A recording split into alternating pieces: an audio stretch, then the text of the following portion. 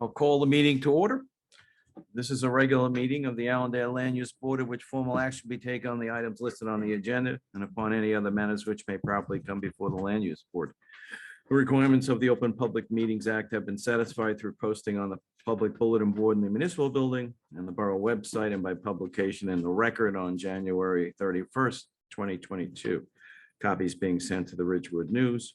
Certain agenda items will be open to the public for their comment or testimony, and the board will advise the public when such matters are open for their comment or testimony. Okay, if you wouldn't mind standing, we'll do a salute to the flag. I pledge allegiance to the flag of the United States of America, and to the republic for which it stands, one nation under God, indivisible, with liberty and justice for all. Thank you. Right. Can I have a roll call, please? Board Member Bergen. Here. Secretary Delavatio. Here. Board Member Davis. Here. Board Member Kistner. Here. Councilwoman Lovasolo is absent. Board Member Yakarino. Here. Vice Chairman Sirica. Here. Mayor Bernstein is absent. Chairman Quinn. Here. Alternate Forbes. Here. Alternate Katrina. Here. Okay, thank you. First item up is the approval of the minutes. We had two meetings in February, the 14th and the 16th. I made some adjustments, sent them out to the members. Any members have adjustments? Take them as read then, and I'll ask for a motion to approve. So moved, Delavatio. Thanks, Joe. Do we have a second on I'll that motion? second. Thanks, Patty. All right. We'll do a roll call on this one. Patty wasn't here for the 14th. She was here for the 16th. And was except for Alternate Katrina. So We have can Secretary Delavatio. Yes. Board Member Patty Davis. second it? Hold Yeah. on. Yeah. she can say. Board Okay, Member okay. Kistner. Yes. Board Member Yakarino. Yes. Vice Chairman Sirica. Yes. Chairman Quinn. Yes. Alternate Forbes. Yes. Okay, the minutes are approved. And we have three matters from the February meetings, some resolutions for approvals that were granted. 2211, Christina and Jack Jasko, 321 Brookside Ave, lot 1503.01, lot 15. I'll ask Chris to paraphrase the resolutions. Thank you, Mr. Chairman. This was Christina and Jack Jasko, block 1503.01, lot 15, 321 Brookside Avenue. This was an application for an addition to a non-conforming structure. There was also a height variance required with regard to this application. It was with regard to a addition proposed by the applicant. We took testimony from the professionals and the applicant, and the application was approved at the last meeting on the 16th, and the resolution you have before you is memorializing the approval with some of the conditions with respect to it that are laid out in the resolution. Okay. Thank you. Okay. Can I have a motion to approve the resolution? So moved. Yakarino. Thanks, Tyler. We have a second on the motion. I'll second. Melissa. Yeah, I'm looking for your name on it. It's right at the top. Oh, yeah, that's why. Sorry, Melissa. Okay, any discussion on the motion? If not, we'll go to a vote. Board Member Davis. Yes. Secretary Delavatio. Yes. Board Member Davis. Yes. Board Member Kistner. Yes. Board Member Yakarino. Yes. Vice Chairman Sirica. Yes. Chairman Quinn. Yes. Alternate Forbes. Yes. Did you call on Bergen? You get Calder Davis. I did. Yeah. Oh, Sorry, Board Member Bergen. yes. Okay. All right, motion carries and is passed. You just see if we're paying attention.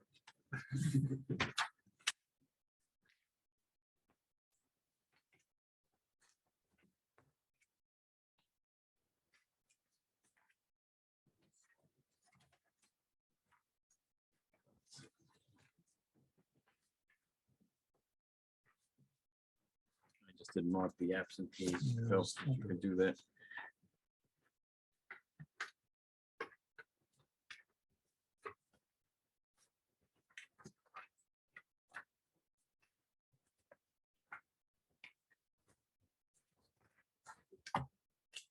Thank you, sir. Okay.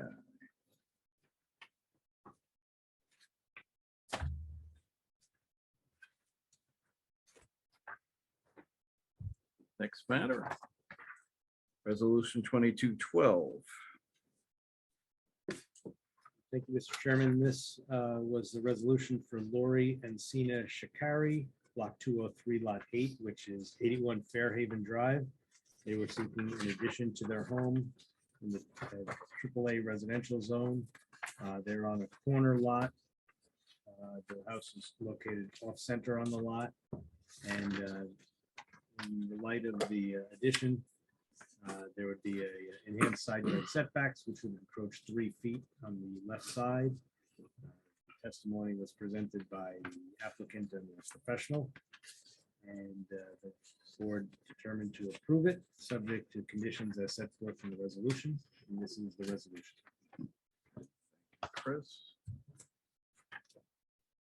So much page on that.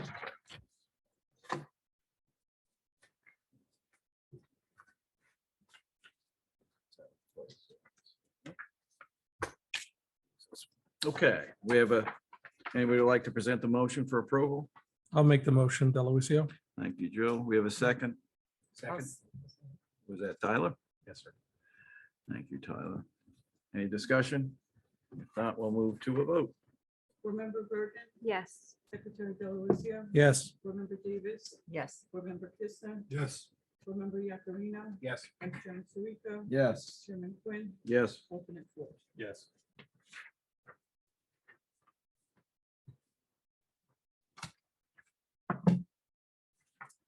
Motion carries.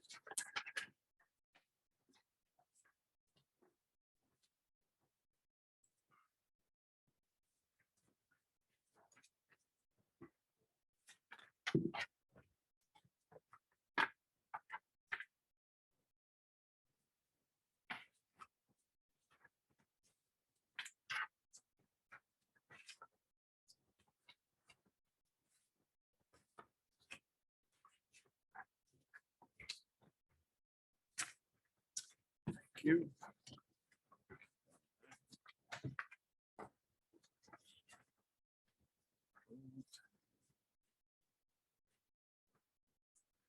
Okay, final one from last month. Land Use Board 22-13. Thank you, Mr. Chairman. This was Charles and Pamela Stock, Block 507, Lot 4, 210 East Crescent Avenue. You recall, this was the application on a rather undersized lot on East Crescent Avenue, where they wanted to adjoin the existing standalone garage to the house with a breezeway and living area. There were certain variances that were required, and the board did agree to approve the application. And the resolution memorializes that approval with regard to the application and conditions as composed by the, as presented. Thank you. Would anybody like to propose the motion to approve? Motion to approve. Thank you, Patty. We have a second on that motion. Second, Mr. Chairman. Thank you, Ron. Any discussion? We'll move to a vote. Board Member Bergen, Yes. Secretary Delavatio, Yes. Board Member Davis, Yes. Board Member Kissner, Yes. Board Member Yakarino, Yes. Vice Chairman Sirico, Yes. Chairman Quinn, Yes. alternate four. Yes. Thank you.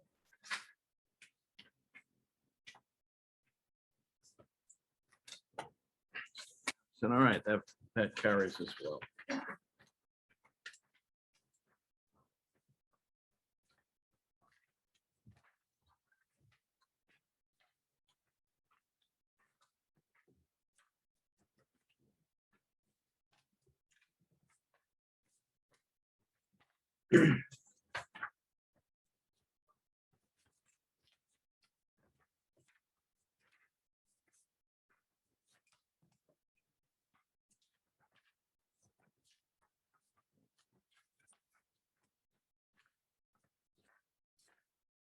The next item is a public hearing, Land Use Board 22-02. ABC Vault Partners LLC, 22 Maple Street, Allendale, New Jersey, block 1808, lot number 2. And this is to build a 2-story apartment building with, I think now 4, either 1 or 2 bedroom units. And it's for a preliminary and final site plan approval and a use variance, which changes some of the dynamics, and I'll ask our attorney to explain that before we start the process. Thank you, Mr. Chairman. So this is an application for a use variance, what we call a D variance. As I know, I'm sure will be explained by not only our professionals and the applicant's professionals, a use variance is really what it says.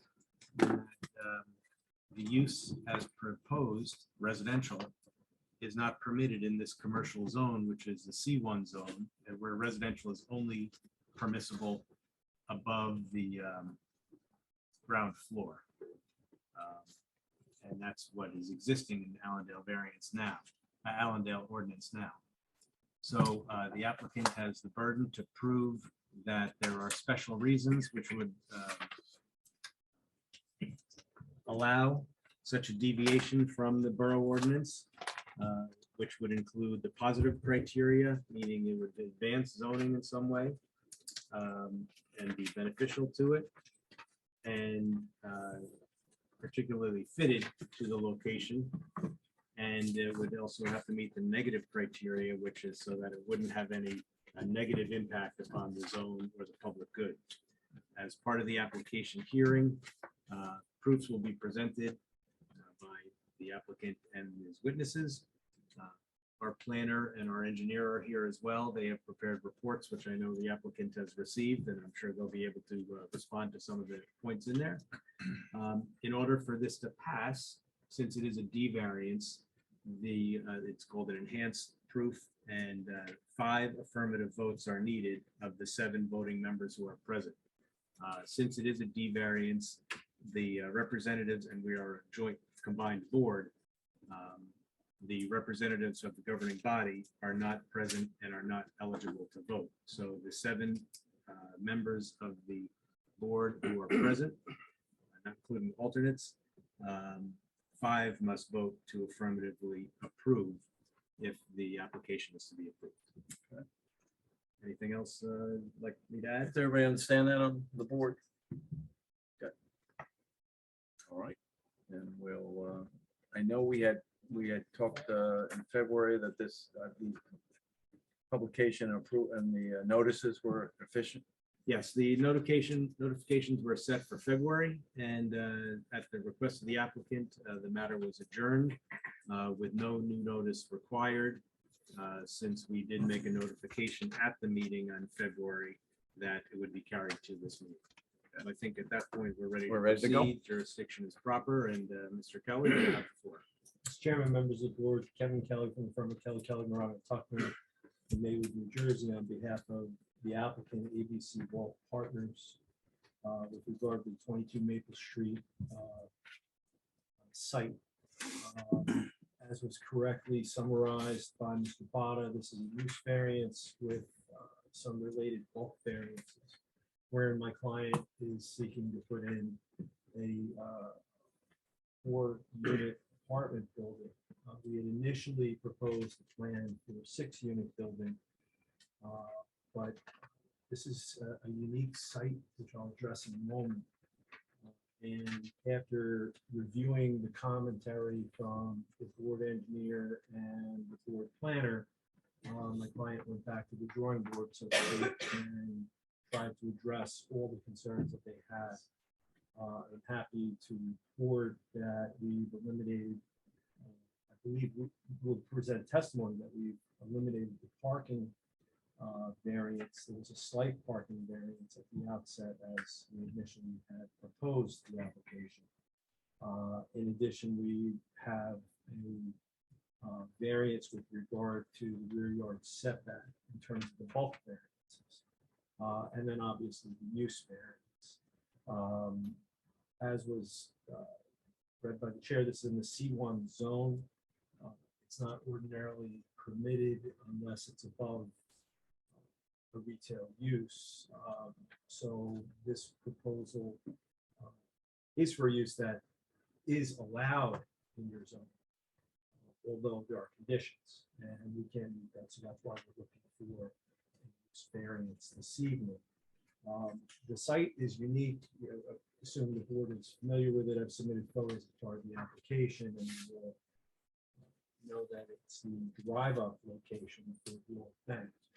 My client bought both, and will present testimony here this evening that it's a very difficult site to develop. Quite frankly, I believe the planner will testify it was probably listed as C1 because we always assumed it would be a bank drive-up, but the size and requirements for the zone make it difficult, if not impossible, to offer alternative uses. If we offer, and we will present testimony from an architect, Mr. Scrow, if we propose what is permitted in the zone as a use, the other bulk, the limitations of the site trigger very difficult bulk variances, such as for parking or just configuration of the lot. And we believe that we will be able to ask the board, and the board will agree with us that this is a very unique site and we need the positive and negative. It's uniquely situated for this because we believe it's a good transitional use from the B1, which is right next door, into the C1 zone. The applicant is prepared to present testimony from Mr. Scrow, my architect. We have the principal, Mr. Thomas DiDio, who is a principal of the applicant. I will have Kirsten Osterkorn as my engineer, Mr. Hal Simoff as my traffic expert, and I'll have Catherine Gregory as my planner. And we're all here tonight. We appreciate we're the only ones on this evening, and we'll be prepared to move forward as quickly as we can. Okay. If there are no other questions, just at the outset, I'm prepared for Mr. Scrum. Okay, and maybe before, since I'm assuming there's members of the public, the way this works is they present their expert opinion or their expert testimony one at a time. The board asks questions, and at some point I'll open it up to the public to ask questions specifically of the testimony that you heard right before that from one of the experts. And then at the end, when everything gets summed up, I'll open it up again to the public, and you can make more general commentary about this particular application.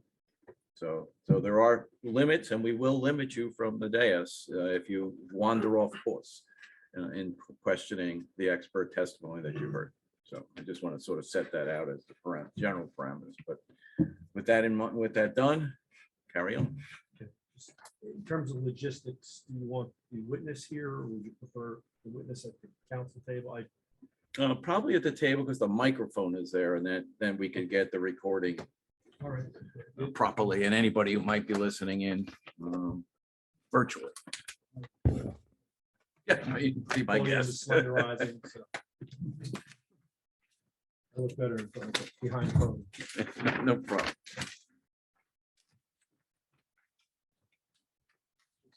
Swear you in. Swear to tell the truth, the whole truth, and nothing but the truth in the course of this application. I do. Name and address for the record. Michael Scrow, SCRO, 240 West Crescent Avenue, Allendale, New Jersey. Chair, I know Mr. Scrow has testified in the past. I'm happy to walk near him. I think he's been qualified as an expert, but I'll briefly go through his credentials. Yeah, if you could do it briefly, that'd be appreciated. For the benefit of your educational experience, work history, and your license. Of course. I hold a Bachelor of Architecture from Penn State University. I hold a Master of Architecture from Yale University. I am the founding partner in our firm that I share with Mary. Time. Going on 22 years now. My license is in good standing. I've appeared on numerous boards throughout obviously the county and also the state, and have been deemed an expert at this point. Okay, he's acceptable. I don't know if I mentioned my wife. Yeah, you did. I did hear that. Right. And Mr. Scrow, you were retained by the applicant in connection with this project, correct? What did you do in anticipation for preparing plans and submitting in connection with this application? Well, like any project that comes into our office, we obviously want to look at what is best fit. And obviously we sat with the client and talked about a variety of different uses. We understood the first thing we do obviously is a code review, understand what the allowable uses are. And we explored and went through that process together. You'll hear from the owner about his process in terms of seeking potential candidates for the property, commercial candidates, that is. And it really was after that effort, in terms of an early test fit, that effort in seeking potential candidates that, again, we'll speak to, that was falling short. We started to look at, well, what is driving that, and what could we possibly do to enhance the property through a modest development, even then, if it were to deviate. We understood that the second floor allowed residential. It sits in that transition zone that you referred to, Mr. Kelly. And you can see from the survey that it actually does a pretty nice job of kind of completing the implied residential. You can see the tree line coming from the east, top of the page, driving towards it. Okay, just if I can interrupt you, you're referring to the survey. That's the exhibit that you have on the screen before you. And can you identify? Yes, that's created by first-time civil engineer, and that is the aerial exhibit and render. Okay, and you don't mark that with exhaust, but that's what you're referring to. Okay. Right. So go ahead. I'm So sorry. no problem. So we essentially looked at a variety of uses, first starting with commercial and then resorting to what it would be to try to introduce small scale multifamily into the context of the. And when you say you looked at a variety of uses, what did you look at and what did you find for each use that you considered? No problem. So we looked at, obviously, some of the allowable uses are medical, dental, office professional, and retail mercantile. So do you want me to get into the specifics of what those that inquiry led to, or is that pretty short? No, you can go into that right now. Haven't got to this particular proposal. Okay. So the footprint is 2,760 square feet. So if you were to, the first thing we did is we started contemplating what happens if we developed two 1380, just splitting it in half, suites. So if medical or dental, and it's the same as office professional, so to kind of save time, essentially they yield similar results. At one space for 250 square feet, if you kind of divide 1380 by 250, you get 5.5. If you then take two suites, it's 11 required spaces. That would be the case for medical, dental, office professional, right? So 11 spaces would be for the first floor use. Now, if you were to introduce the compliant residential component then of either two one-bedrooms, and really two one-bedrooms or two two-bedrooms are indifferent, at least in terms of the way we understand the RSIS, in that for a garden apartment, it's 2 for a two-bedroom, for or 1.8 for a one-bedroom. Ultimately, if you're over 0.5, you have to round up anyway. So if it's 3.6, you'd be 4, or 4, 2 and 2 is 4. So when you take the 11 required spaces for the potential commercial first floor site being medical, dental, office professional use, and you add in the 4 additional potential second floor, you end up with 15 spaces, which just is a complete non-starter. The site simply can't hold that. I think, again, evidenced by a look at the survey. It gets harder. If retail mercantile were proposed, you then, to meet the parking requirements, 1 space per 100 square feet, that then at 2,000 760 at the first floor, you would, it would yield 28 parking spaces. Again, made more difficult by if you were to add the compliant residential use above the 4, you'd be at 32. So just from a, like looking at these and starting to have conversations with what we could do with the site, it ended up that if we were to build the 2 bedrooms above, and we were to ultimately have the retail and or office use, we were at best 50% deficient, or upward of like only being able to find 1/5 the parking spaces for retail. Now, when you start to look at retail coming off of on Maple Street as well, that started to just kind of further amplify the difficulty in that it does abut a residential neighborhood to the north. And the vehicular traffic on Maple's a relatively quiet street right now. We just saw it as untenable if you start to think about the compliant uses in any combination. We looked at it, we tried to think of it the other way, right? As opposed to kind of fitting the, well, what happens when you start with this size building? And I mind you, this size building we think requires 8 parking spaces, right? If you just go stand like the simple math, and our traffic and planner team will talk more about this, but I'll just simply say if we boil it down to its simplest essence, 4 units, 2 per unit, 8 spaces, it seemed like by far the least demand for this size structure on this property. But the question had to be asked, well, does it have to be this size structure? What could you do if you suddenly just made a smaller building? So we kind of worked the other way, just to make sure that we were being fair and not kind of almost creating the outcome from the outset. So essentially, medical office at 7, if you took 3 spaces at 250 square feet per space, and then you had 2 1-bedrooms also yielding 4, you would end up with 7 spaces. The problem is you wouldn't at 750 square feet as the first floor, you wouldn't have enough substance to hold up the apartments above, right? Even one apartment, if you were to take that down at 1,300 square feet, it was just it didn't fit. Retail obviously just gets worse when you start to divide things by 100 square feet per parking stall. Very quickly you start to arrive at a structure that would be impractical to do. It would be so small that you'd have to reserve so much for parking on the site to comply that then it would just be economically infeasible to even invest into that infrastructure and upgrading and demolition and then construction of the actual edifice. So because of those reasons, we simply started to say, well, okay, how could we control parking on site?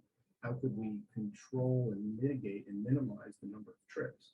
And it seemed like it really started to make sense because of the uniqueness of this particular site in that it sits in the fringe, in that transition zone. Then last, in terms of siting, just from a strategy standpoint, we thought it'd be best to put the building to the north, where it would actually address the other residences, and separate it from the parking lot, so that parking really addressed existing parking that already exists to the south. And it really kind of completes, as you can see from the same aerial exhibit, it kind of completes that residential implied. Now, you mentioned the substance of building the second floor. When you're referring to that, are you just saying that the mechanics of what you have to use to achieve a 2-story building? Well, all I'm trying to kind of convey is that the second floor, it's impractical to start on this small of a site. Certainly, when you get into larger sites, we've all have seen the kind of the parking under, right? The elevated forms and everything kind of goes up. Obviously, that seems like in many ways you'd be taking kind of parking, putting it at grade with the other residences and just lifting while it would be potentially conforming use. Yeah, it certainly would be to the larger detriment of the residential communities to the north. So when I was referring to the second floor, it really is just the second floor has to be funded by the building beneath it. Since we're not going up over parking, essentially whatever building is beneath, I think that the second floor can't be larger than the first. Right. It just is, it's impractical given site. And in terms of the uses that would be first floor uses, when you talk about the medical dental office use, 1,380 square foot suites. That's correct. Is that all usable space? Well, no, I mean, that's certainly not, you have common space that ultimately landlords have to, and building owners have to kind of deal with it. You obviously use that for your calculation of parking, but in terms of actual net rentable space, there would be a drop off from that in terms of common space, mechanical, etc. You also get into far more complex circulation patterns in terms of multiple means of ADA compliant egress and all those other things that just start to form the question how you would even circulate around a site of this modest size. So if you were to propose 1,380 square foot units, you're not going to yield that. That's not really rentable area. You have bathrooms, mechanical rooms, other things, and it's going to be much less. Correct. It'd probably be about 1,100 if I had to estimate per suite, maybe 1050, and then you multiply that times 2. If you rentable, you might be in the 2,000 range for both suites, but again, the parking would still be created. We're still going to have that impediment. Right. Is the same true of the retail mercantile use? I mean, I know the Obviously, parking works. is- Just more, it becomes the parking is at 28 spaces, even if you were to just build one floor of retail and forego the second floor residential at 28 spaces. You couldn't fit 28 spaces if you just put parking on this, let alone try to include a building. and that's because of the configuration of the site. Just the limitations, like the size and also just that one means of egress off the. So we're through the thought process in terms of how we got here. What is actually being proposed? So. The proposed building is, and is it okay if I pull up the plans just so everybody? I think it would make sense. have a benefit of that? Yeah, Right? so they should all be up there on the top tabs. You can. Is that okay? Yeah, that's Okay, fine. there you go. Okay, excellent. Okay, just for the record, Referring to A1, A1 created by is- our office. what's the revision? Revision date is 2/25/2022. And those are the architectural plans for the project. These are the plans on sheet A1. Longitudinal elevations, exterior elevations are 2.1, and short end elevations 2.2. So it's 3 sheets in total. And since you've already identified it as A1, even though your first page is called A1, I'd like to mark that as A1. Yes. On the housekeeping in terms of the exhibit, can you describe for the board what's proposed in terms of the project and use A1 as a C? Sure, thank you. So the ground plan is on the left. These are all identical units. Try to pull up something that was as compact and efficient as possible. You can see, hopefully the cursor here, there's a covered entry. Obviously, always trying to do that for safety and protection from inclement weather. Come into a vestibule and it distributes you left and right into each ground floor unit. The units again are mirrored along this kind of axis line right here. So they're identical. When I use 1380, again, I went around the entire exterior wall footprint. So it's inclusive of the wall itself. Obviously, at 1380, it's it's including the stair and entry vestibule and things like that. Again, referring to what you were saying before in terms of what would be rentable. But for the purpose of this board, we thought it was more helpful to understand the net, that's a gross footprint. So each unit is 1380. I can walk you through one quickly. There's nothing really revolutionary about these, and I'd rather answer questions than waste your time going through kind of room by room. But essentially, come into a shared kitchen, dining, and living room space. There's there's a closet for belongings, coats. It's kind of step in, so it's we gather meaningful amounts of belongings, which obviously is a good thing. They have a mechanical room. We provide a laundry closet, and then simply a very standard bathroom with shower over tub and a bedroom left and right. Obviously, bedrooms have egress windows and deep walls. With compliance and everybody. That repeats again, kind of on the first floor mirrored, and then again as you walk up the stairs to the second floor.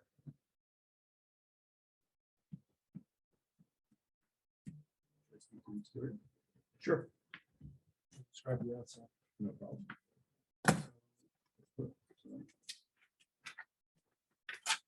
So, in keeping with the context to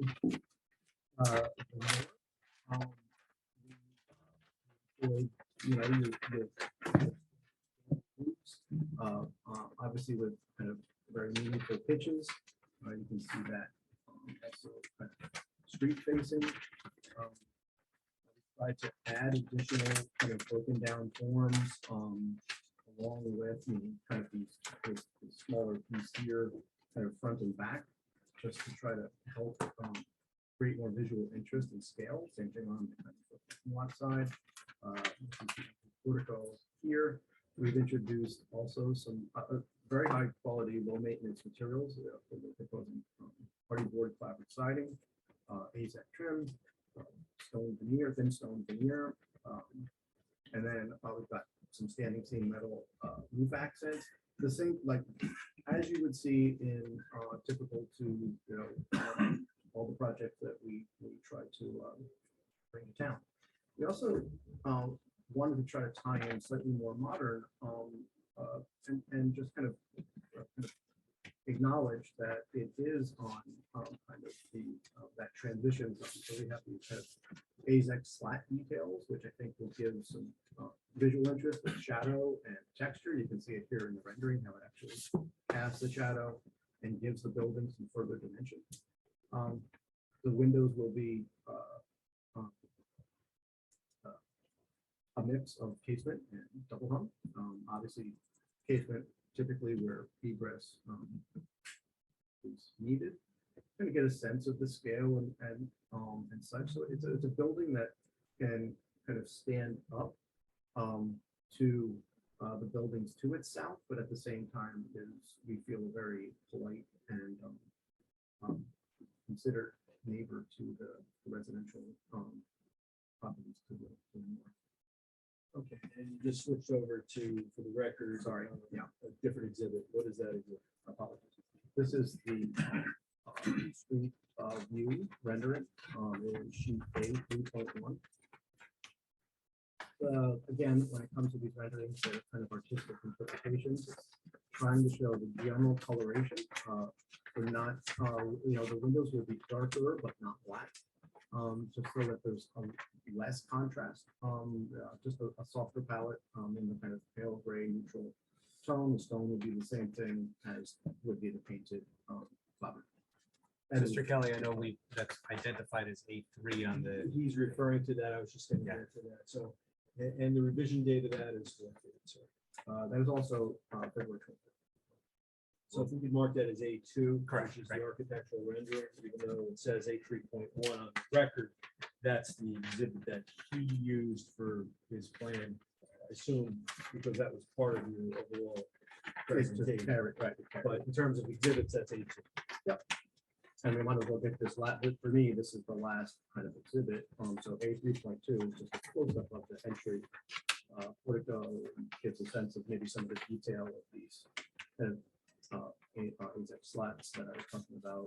So I think Before you go further into the AZEC slats, this is A 3.2. So this is a second page to exhibit A2. Is that fair? it's fair. Same date, same revision date. So A3.1 and A3.2 or collectively A2 as a difference. All right, so again, what is depicted in second page of A2? Just gives a sense of the kind of stonework and color, mostly the coloration, trying to also just bring you down to get a sense of the scale of the structure if you were standing in the parking lot, you know, sidewalk approach. And that's why we have the guy on the bicycle, because we know Scale and scale. Yeah. We're not gonna bring him, correct? I don't know. In terms of, if you go back to the prior exhibit that you just looked at, the man with the bicycle. Oh, sorry. Yes. In looking at the facade of the building, I know that you have it broken up. What is the intention of breaking it up? But just breaking down the scale and trying to kind of keep it in context with its residential counterparts to the north. So you can see things like, typically you see stone as a kind of a base treatment, but a lot of times once plantings mature and such, they tend to kind of obscure that. So we are fans of trying to kind of introduce kind of punches and a little bit more taller components, and see it in the previous image a little better in that it also starts to break down this tall form into kind of a base, middle, and a cap, right? So again, just conventional residential tricks to try to use material and color to enhance scale and character. Okay, so in your opinion as an architect, does that make it aesthetically more pleasing to the eye as you're driving down the street? Beauty is in the eye of the beholder for sure, but I would say yes, certainly from a professional position, this is when you take the time and effort to actually integrate and mix materials, it tends to be obviously it can go overboard as well, but in this instance, we feel like it's an appropriate level of change to try to help them scale. Okay. And in terms of the aesthetics of this versus what's currently on site, how do they compare? Well, it's not being, I think, too harsh to say that the existing drive through the ATM is relatively derelict. It's not in great shape. The macadam is worsening each year.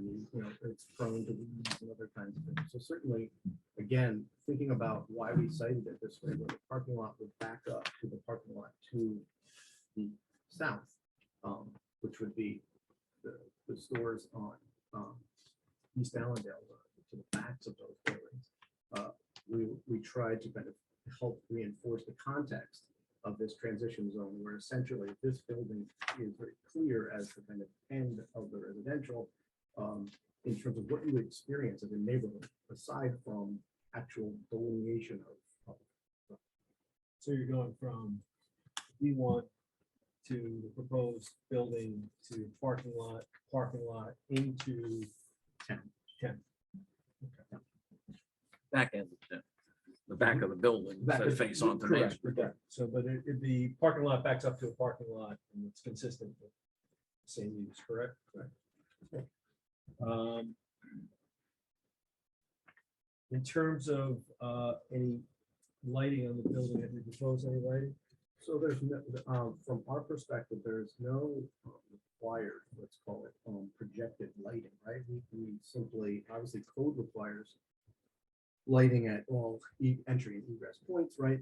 But instead of surface mounted that would project out towards any of the neighboring properties, we simply, we've had great success using exterior grade recessed lights at the portico.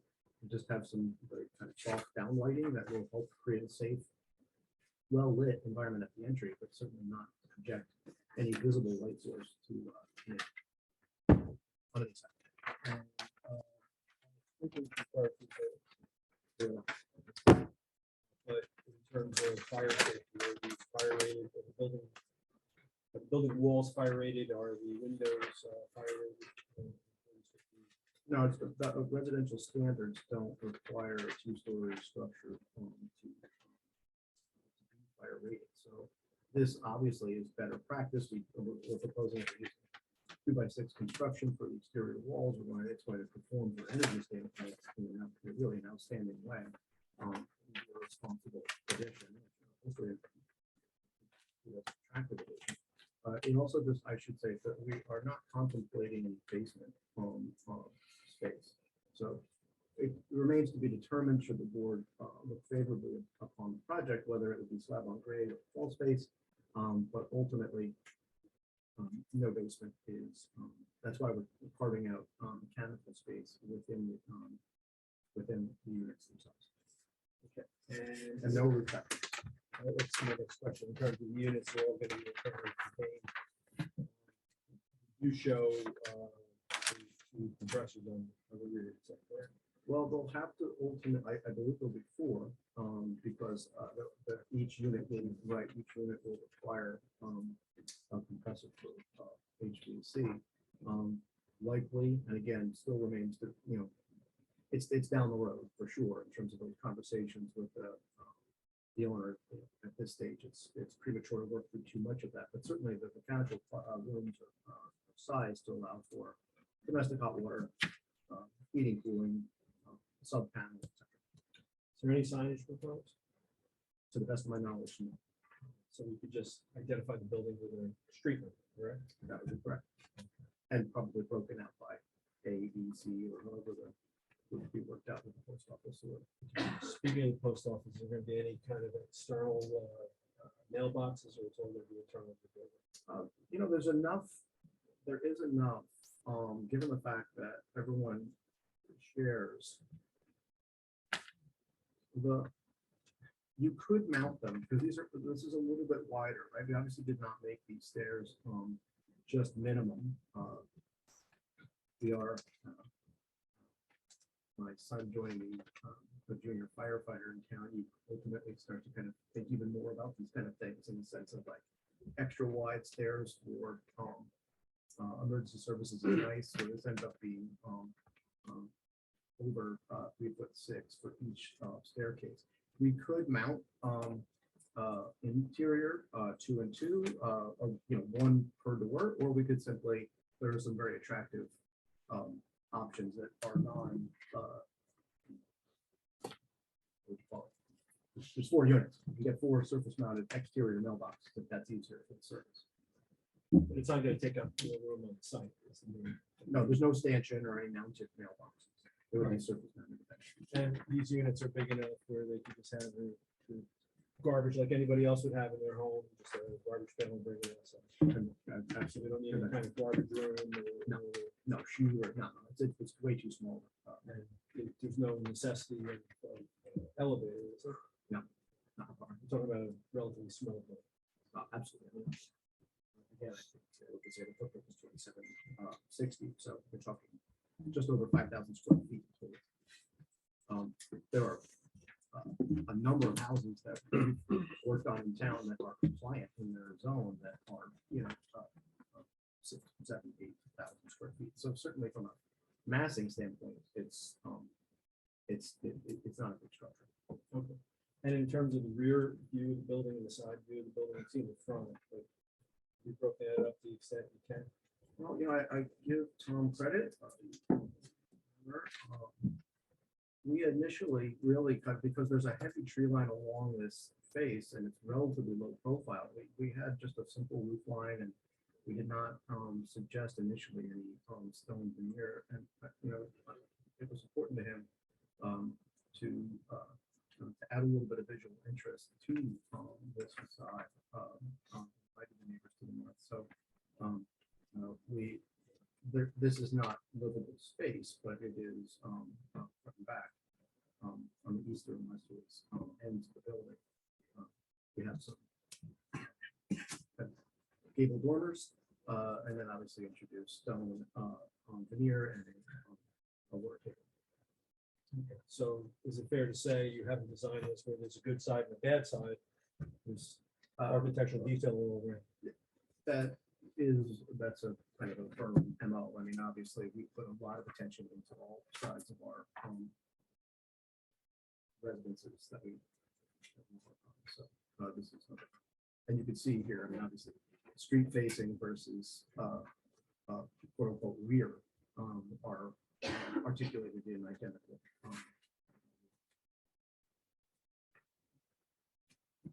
I have nothing further for Mr. Strong at this point. Okay. Entertain questions from the board? What's the height of the building? The building is 27 feet 6 inches, and the zone that allows 28. 28. Correct. Okay. And that really was, we wanted to leave some room, wiggle room in terms of the buildability, but ultimately to try to get the most attractive gable. And as witnessed here, you can see that any kind of shortening of this would have made this pitch less attractive. So that really drove it. These are rental units? They are. That wasn't clear.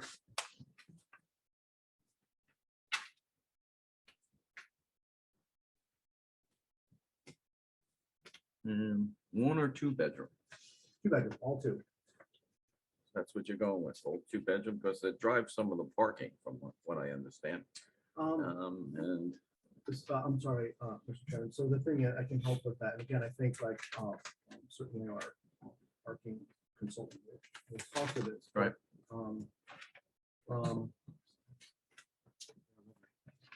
When you look at New Jersey Code 521-414, table 4.4, under garden apartment, a 1 bedroom requires 1.8 and a 2 bedroom requires 2.0. So further down, it talks about how when determination of the required number of parking spaces results in a fractional space, any fraction of 1/2 or less may be disregarded, while a fraction in excess of 1/2 shall be counted as 1. So whether you're at 3.6, which is greater than 3.5, or 2.0, it yields a net of 4 spaces. So, excuse me, 8 spaces. 8, You do yeah. 2, 2, 2. Right. 2. Yeah, it's indifferent between a 1 or 2 bedroom, in essence, due to when considering a garden. so you're, yeah, okay. Yeah. So you need 8 spaces. Yes, but yes and no, and I want to be careful with that in the sense of I would only defer that testimony to the parking witness or team member, because I think there's some exceptions with transit and other things that have been updated using RSFIS as a kind of guideline, but there's other things that he'll speak to that I think will help illustrate that 8 is the guideline, but I think there is there's another way. It's interesting, you're not commenting because your whole premise for developing this property is based on parking, as you just testified. I'm sorry, I don't. Your whole premise for Yeah. building this type of garden apartment or apartment Right. building is based on parking. Oh, no, I don't mean to say that. I I mean, won't. you kind of moved away from commercial because of parking. Correct. So enlighten me on why you can't comment on parking. Oh, no. I've tried to the best of my ability to say that to RSIS standards, right, 8 is the guideline. Yeah. But there will be further testimony from an expert that exceeds my ability to talk to the exceptions in terms of proximity to a train station, et cetera, et cetera. So those are the kind of things. From a design standpoint, I'm happy to answer any questions related to parking in the sense of this is by far and away the least demanding parking use that we could come up with, like hopefully delineated by the scenarios that I played out. So if there's, I'm sorry, I don't mean to dance around. I'm happy to answer any questions you'd like related to count, design, those kind of things. It's just the kind of ticky-tackness of RSIS versus kind of guideline. Those that gets into Okay. parking. Well, and also, if I can just clarify, Please. your point is whether it's a 1 bedroom or 2 bedroom, that calculation towards the RSIS, whatever RSIS Unchanged. requires is unchanged. Okay. So. 8 spaces. And you're aware of the fact that there's other issues with RSIS that they may say that the requirement is even lower. Is that Correct. It right? could mitigate that, which, well, Okay. testimony to follow. And somebody else will Stand testify upon. to that. Yes, That's absolutely. And it's not ticky tack, it's RSI. It's important someone tries to come up with that. It's important stuff. Any questions, Mr. Chairman? Just sort of had a general comment on this perspective is that I have a cornfield perspective. It's sort of Yeah. like in the middle of the cornfield and there's nothing around it. I will be. And the perspective looks at it from the south, but how about people traveling down the north, coming down north on Maple? They're gonna see a building first. They're not gonna see the front of the building. They're actually gonna see the side of a building. Correct, and I'll be the first to say, that's why I tried to be careful to say, it's kind of, it's more of an artistic, kind of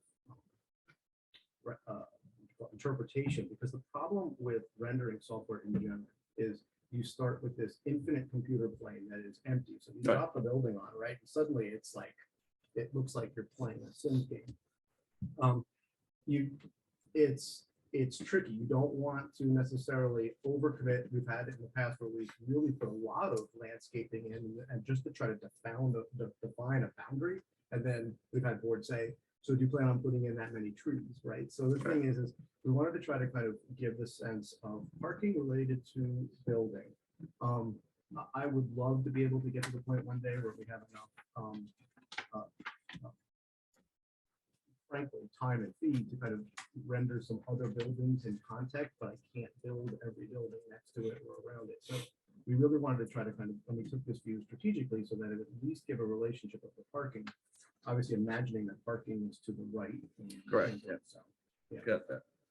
And it's a pretty heavy tree, it's pretty heavily treed on the north side. So while you would catch the front corner of the building coming from the north, traveling south, you really, it wouldn't be too different. You would certainly not get anywhere near this vista of the side from the north. It would be truncated by trees. Right.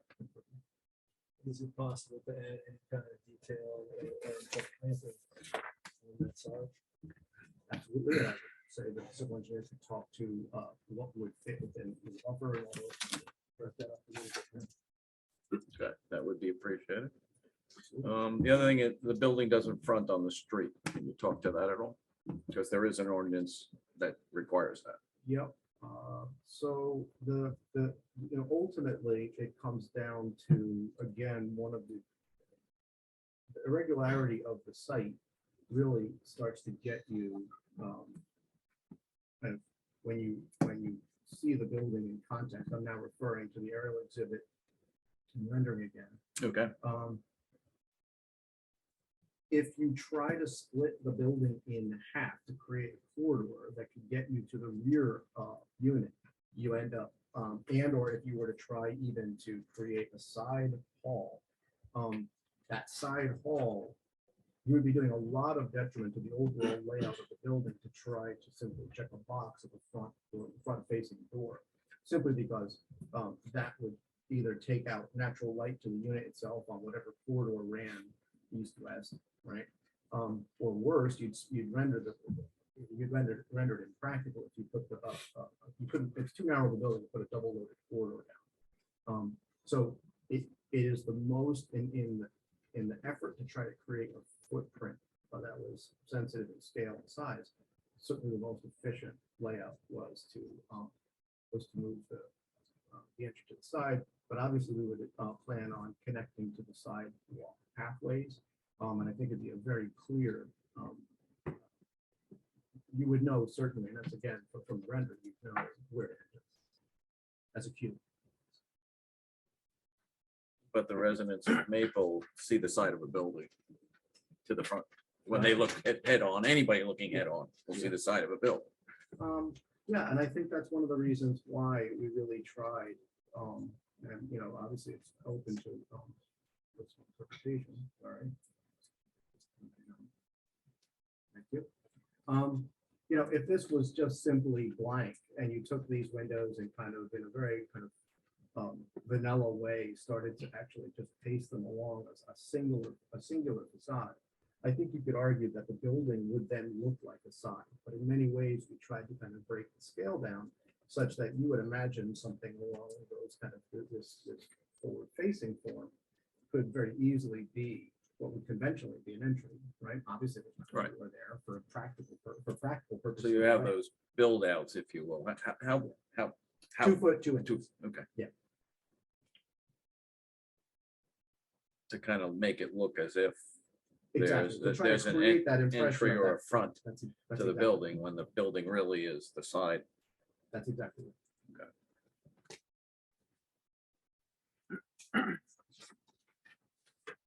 Well, let me dominate the conversation. Anybody else have questions?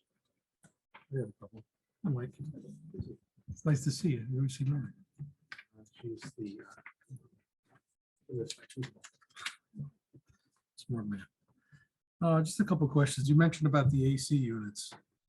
Did you give any consideration of another location where they might be? And I understand this isn't exactly where they're proposed to go, but I have some concerns with how narrow that piece of property is compared to the neighbor right there with 4 allowed units. Was there any other locations they could go? Any other options you looked at? Yeah, from a run standpoint, I think it is feasible to get those to the east, right? Because the east is, it's kind of it's a heavily wooded, not that's not a forest, but like it's densely No, I know. planted there, right? It's a Yep. little overgrown. It's to a back of a parking lot. That might be an area that we could, and certainly I think the runs to get to the front units would not be onerous. So it's certainly something that I think we could take into consideration. Okay. That's a good point. I know you, Joe. And you also have a little piece of the property continues in the back, so that might be a logical place to put things like I that. think my client's open to whatever's gonna be less impactful. Because Yeah. you're close on the rear end of your building because you've oriented it the way you have. You're butting up against a neighbor's property and you're asking a variance for that. Yeah, I don't And know it's a that, significant variance. I don't know that we need to locate them there. We could probably work something out. We could definitely move those to the east. Yeah, There's I no, thought in- we- Suggestion. and there's no intended patios or anything in the back, correct? yeah, There'll be green space that will be obviously open and maintained, but no. And people won't be able to set up barbecues and whatnot. That, I just don't know there's enough No room and patios, I worry about. no patios, incendiary. and no balcony. Yes, no balconies as well. With regard to, I mean, balconies, obviously, whatever's depicted is what they're gonna build. In terms of barbecues and that sort of thing, that's an ownership control issue. We could certainly make that a condition at our leases. And we would want to, because my clients are investing a lot of money in the hardy board. And we don't want it Right. burned up by someone's smoker or grill or whatever. They do. So that's not a problem. I don't think, there's no intention to put patios back there. Okay. It's not, and it doesn't really work. It's tight. Yes, that was my point. Joe, continue on. I'm sorry, I That's okay. interrupted you. it's okay. I figured we'd get a little more in depth when we get onto the site plan, but I figured because you mentioned the It's a AC. good question. I think it's a good suggestion. It could easily be done. Yeah, I think it'd be important to the neighbors. I So, would not only recommend it to the client's nodding that they'll be happy to do that. so I mean, as always, you put together, nice designs and I like your renderings, as you know. The overall height of the building, while it's still under our ordinance total, how does it compare to the neighboring properties that are on the street?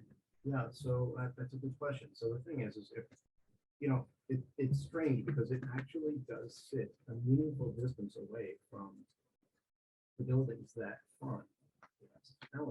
Right? And I really am sincere when I offer that it fits more in the fabric of the residential context.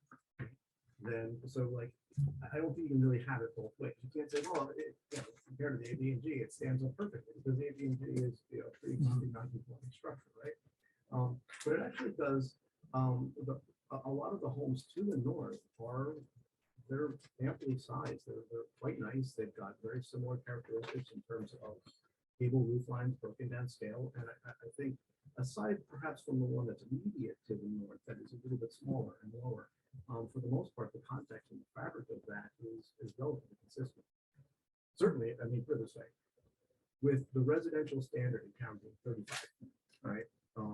Once you get into gables, like if you just drove down the average home on most towns, if not every town, every street in town would be probably 6, 7, 8 feet tall, right?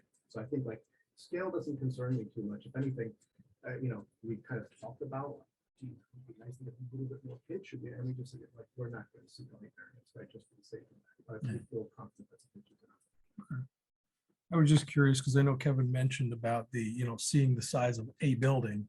I wanted to make sure, in your opinion, it wasn't towering above the neighboring houses to the point where it sticks out like an No, I eyesore. think actually, again, the further you get to the north, there's some really kind of bigger homes, and I think would fit. Look, the thing is you can almost see figure ground here, right? That it's a similar kind of length and size to the house in the corner to the north, but it certainly is a little bit bigger in footprint to the modest. Close proximity, etc. So I think in general, you would not be walking down the street. I think the thrust of your question is: are you walking down the street and suddenly you're like, "Whoa"? No. Your design is, obviously a beautiful design. Did you give any thought to the existing homes on that street compared to the very modern design you're putting in? Because they're like older style. Yeah, and the thing is that it's a great question, and that comes down to this. It comes down to a lot of things, right? Like there's the transition zone where it's that zone is too strong of a word, but it's really bridging, right? So the thing is on one hand, I do think in general, we are, if you look at how our practice has changed over 22 years, the volume of more transitional, kind of still, you'd see all the kind of standard gables and stone accents and things. And again, depending on the stone you pick, if you pick a stacked stone, it could start to go a little bit more modern. If you pick more of kind of that indigenous, the stone we have, we could try to dig in your hard yards. Like that suddenly can reintegrate this, and we certainly would be open-minded to that. But I think clapboard, not going black with the windows, right, but just going kind of like that softer gray. I think that was also kind of trying to kind of walk that fine line between modern. And certainly, I wouldn't say that this is modern. It's just it's I think it fits comfortably in that. Its form is very similar to adjacent homes, but at the same time, it's got some details that help it kind of from 2022 and beyond direction. Okay, I appreciate that. Just briefly, and I know you really didn't testify on this, but it was mentioned a little bit. So is the overall intent for the garbage and recycling to be put out on the curb, or? I'm sorry. Sure. My client is open to, if the board is favorably honest and would like to see something more consistent with the neighborhood, they're open to that. The design, the use is obviously, the use variance has to have no adverse impact. That's something my client has considered. They thought this was a good design consistent with the transition, but if it's something where the board felt, it's an anomaly, and I'm sure Mr. Scruggs talented enough to bring something in that would be more consistent with the remaining nature of the neighborhood. No, I appreciate It's that. close, but we're open to it.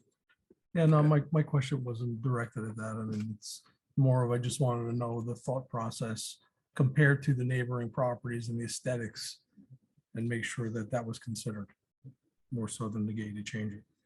So I know you really, I know we'll probably get into trash and recycling with Yeah, we your can other, address that with- but just the other- briefly, so you're not going to have any, as you testified, you're not going to have any locations where you're going to have a dumpster or anything like that. The overall intent is to bring cans out. My clients will testify. Okay. Not to give away secrets. Okay. Well, it's important. Ultimately, I think they've handled commercial buildings, they've handled residential buildings. A building of this size, small size, they feel it could be something where they can adequately manage it, have the cans brought out for pickup and take them in. That's something we could do as an internal control. Okay. Just more. So just from a safety perspective, so there's no elevators, right? So I guess if you had handicap access, they'd come through the first two, right? It's ground level. there's really no steps to get through. There are no impediments there. Certainly that would be, I think everyone understands, and those are familiarity and that we have a very strong opinion about trying to work with United Way and Madeline Partners for special needs. So that always trickles into our work and trying to make that entry kind of barrier and threshold free is the case. Now, it should be noted that these are not like they're No, I not understand. designed with barrier-free roll. understand. That's the question. These are not ADA units, correct? But No, they're as understandable. accessible as you can get. Yeah, but I'm just trying to make a point so you can get a wheelchair into the bottom on the two bottom units if you have to. That's possible. Yeah, a 3-foot, 36-inch entry doors. Okay, so God forbid there is a fire on the second floor. Yeah. The only way out is the one staircase, or what's the other option? They jump out the window? As we, like, the various requirements are the same as, our houses. I appreciate the answers, Mike. That's all I have right now, Ken. Thanks, John. Other board members? Kind of piggyback on what Joe said, as far as what you see from the street, the setback from the street is consistent with the adjacent houses. It appeared in that rendering that you had. Yeah, so I think this is important, right? This actually can show us, I'm sorry, for the record, referring to the aerial exhibit rendering. Yeah. Here's the thing. So you can see that the setback is, I think, 42. It's from center of street. 42 setback to center line of street, 10 at the side yard abutting residential, and 0 we're addressing commercial. So we obviously meet that 10 feet at the northern boundary line. And then to your point, the front is very much in context and fabric. It'll be a continuation of those residential fronts. Yep.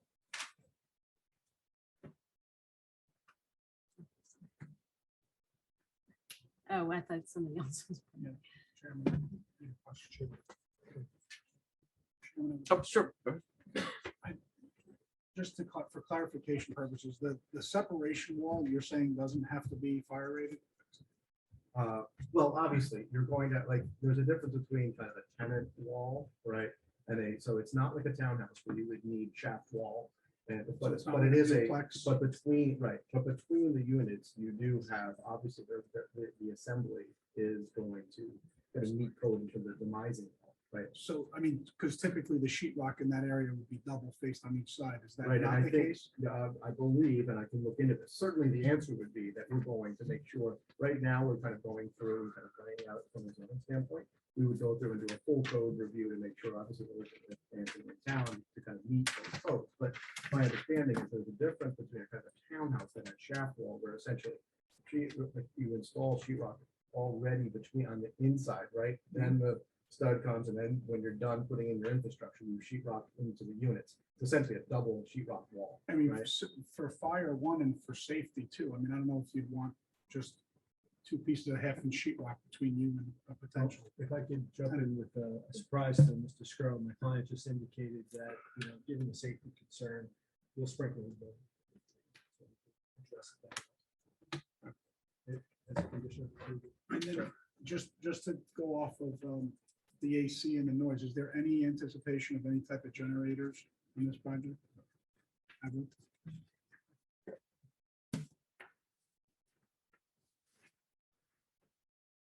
Thanks, Mike. Thank you. Any other board members? Some more questions? I have another question. Yeah. I just have Fire another away. question. So I know you said there's no basement and there's no attic, I'm assuming, right? Correct. So there's no storage at all for any of the units of the residents? So there's storage at the front entry vestibule. So you come into the unit and there's a 20 square foot Yes. kind of Closet. walk-in closet, right? So certainly enough for kind of some basic coat hanging and things like that. Probably could even take a bike and kind of hang it on the wall essentially and that would, but if there's something in terms of, there are some extra, thank you. for instance, the space in front of the laundry is 5 feet, right? So that laundry closet that we certainly don't need because it's a non-ADA compliant uh, unit, we could find other areas to kind of get in some more storage if that was a concern. Because I understand where you're, the rationale behind the question, right? You want to try your best to try to keep clutter and things like that from going to the outside of the building. You got it. And again, that's a management issue. My client's not here to build something, but that they own their buildings, they maintain their buildings.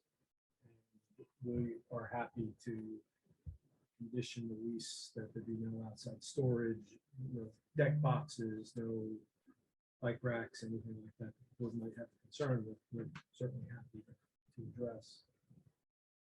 Okay, no, I appreciate that, because that definitely was my concern. Where if you're gonna have a family with a small child in a 2-bedroom, they're gonna have bicycles, they're gonna have things. Believe me, I know I have tons of clutter. Got 3 kids, so just curious if there was gonna be any kind of other storage other than what's shown. Yeah, I think, I could also go further as to say that between the kitchen, the dining, you can see just by the scale of the furniture laid out that it's practical, right? If anything, a little bit generous. So you could tighten up some of those things and expand, take that wall from mechanical and closet and push it, further towards that bump, that window box, right? If that would help. Sorry. You could take this wall and push it further down, more kind of in line with this, and start to enhance that storage function, give yourself a little bit more room in mechanical. Certainly would not negatively impact because you still have plenty of circulation pathways. A 6, this is really a table size for probably 8, right? You can do something far more modest in this size unit, etc. So I think there's ways that we could enhance that. No, I appreciate that. I mean, I guess it's up to you, you and your applicant, if they want to do those changes. I'm just asking the question because the last thing we want is to have our code officials chasing people for stuff everywhere. I mean, as much as we try to regulate the tenants from an owner standpoint, you still can't control everything. So I think the benefit of a project of this size, is any violation is going to be there right away. There's only 4 units. We're going to know who's doing what. And my clients are Burton County guys. They're not going anywhere. Representative for a long time now. They take care of the buildings and they're not going to allow it because they're going to get the ticket, not the tenant. So no, I they're not understand. interested. It's a small town. We just don't want to inundate the code official with constant calls. So that's the only reason. But I appreciate that. Thank you. On the board members. How about our board professionals? Any comments from either Mike or Ed? I have a few questions, just some things to help clarify some of the testimony. You were referring to a transitional zone. I know you're going to have a planner testify as well. The aspect of this current zone that it's in the C1 Central Business District. It's really not by itself. C1 zone is not a transitional zone. I think your argument, correct me if I'm wrong, was more towards the property location. Without question, and thank you for that clarification. That is kind of transition kind of through the kind of lens of an architect in terms of the fabric of the neighborhood. Okay. I just wanted to clarify that. Thank you. It's not our intent to say it's a transition zone. Understood. It's an argument that my planner probably articulate. Understood. When you were talking about the overall floor plan itself, it seems pretty efficient in its layout. I know you're asking for a rear yard variance. There's no space within this building that could be reduced in any way to enhance that rear yard setback in your professional opinion. I think you're at your minimums or generous space within the building. The bedrooms are 11 feet so when you look at kind of depth, right? And the other thing is if you were to take you really would never go more than a foot, but getting down to 10 is really kind of tight in terms of opening a door, being able to kind of pass by. But even if you were to do so, essentially the net over, it doesn't bring the building into conformance. What I can say is that it was one of the major drivers from taking your early advice, right, in shrink and turning, when we went from 6 units to 4, the building did shrink in length, right, and I think that was a major driver, like, just try to kind of get this as tight as possible. It all goes back to, I think, some of the questions that have already been asked in terms of like, well, how do you create enough space for an individual to actually have some possessions and at the same time kind of walk that balance. So we think that the 4 versus the 6 has helped. I just want to make sure we ask that question. Absolutely. The rear elevation of the building, and you showed that rear elevation. I know you did the gable ends. You have a stone water table there at that elevation of the building. Yes. That's the side elevation, that's the rear elevation. Rear. I guess the rear facing the adjacent residential property. Sorry. That's Yeah. No problem. So the northern elevation. Correct.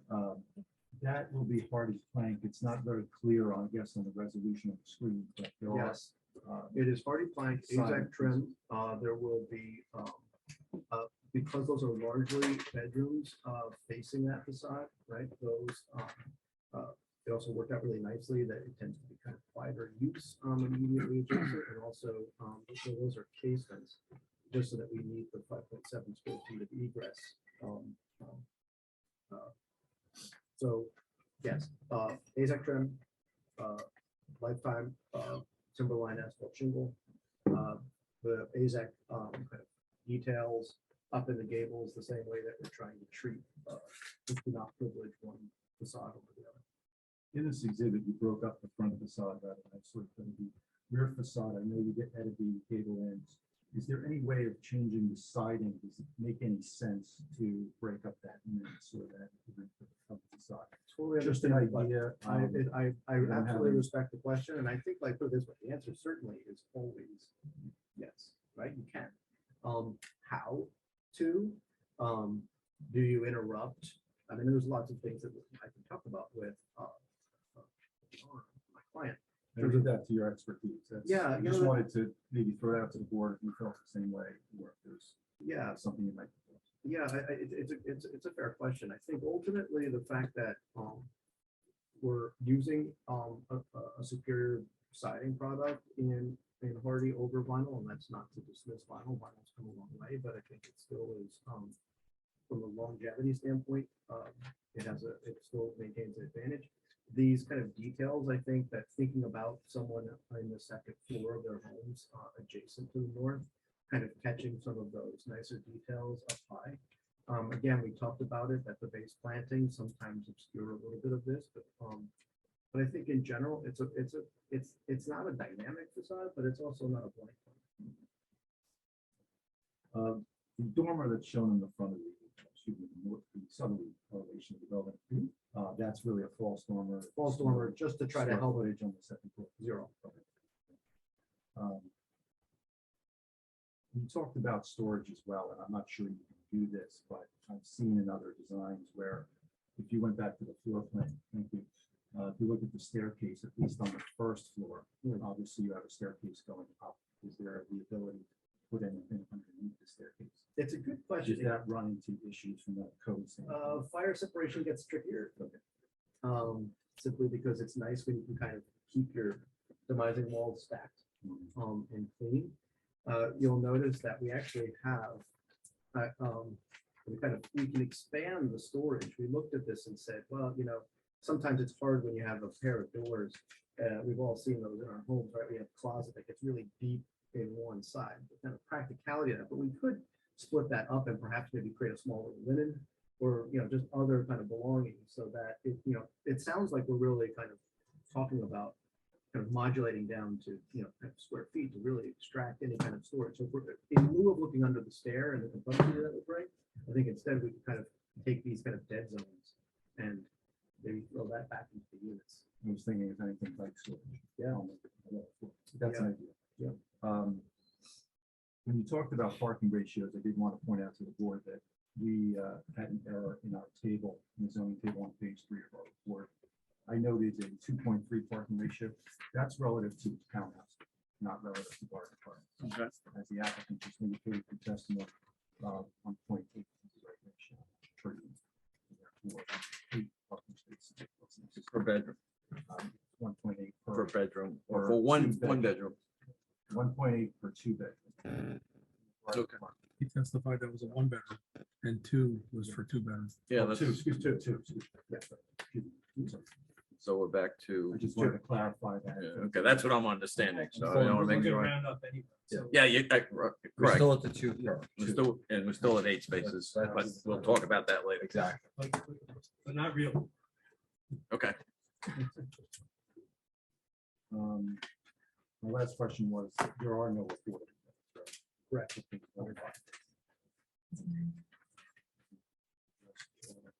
The questions I have. Thank you. Thanks, Ed. Mike, you got anything? Just a general question, maybe we'll discuss later, but you know, they have now these new requirements for electric vehicle charging. It's a requirement once you get a parking lot. I don't know how that interplays with this, and it's something to think about as we.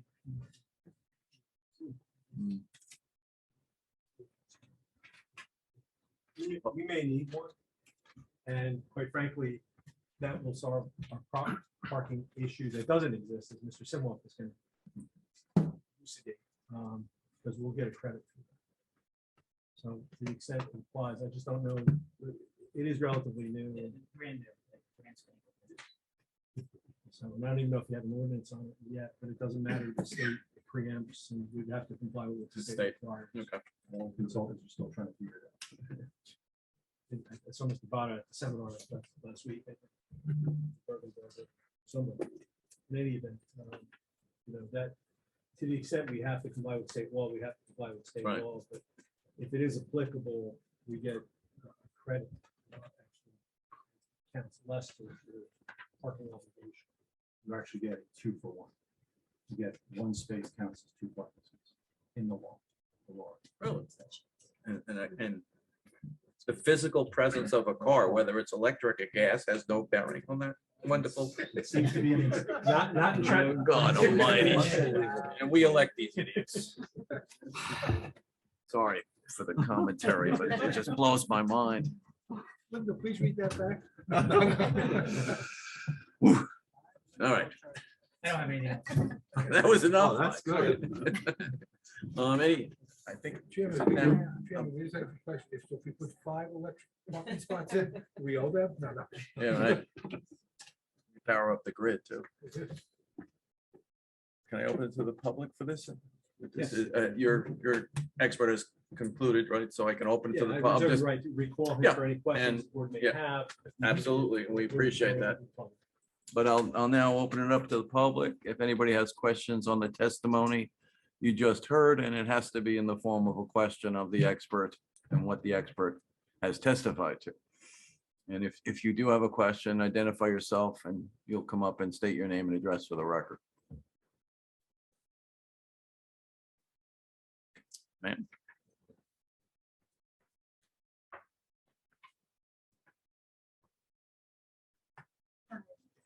My name's Robin Ross Ortiz. I live on Elm Street around the corner from Maple. Okay. And Excuse me, could you spell your last name, please? Ortiz. Thank you. Okay. It's nice to have it kept in the old part of Allendale as far as the facade of the building. I myself would like it to be even a little bit more historic looking. That's my own personal opinion.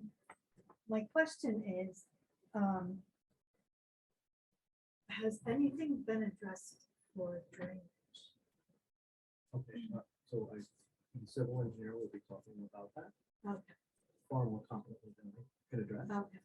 But I don't want to, if you have any questions related to the architectural design. No, not to the architectural design necessarily, but That will, I'm I'm very sure there'll be concerned testimony about on the- drainage issues. And our engineer is very keen on drainage. Okay, when does that happen? When the. About 2 weeks. when- Okay. I jumped the gun. I That's guess. all right. That's all right. Thank you. Any other members of the public? Ma'am?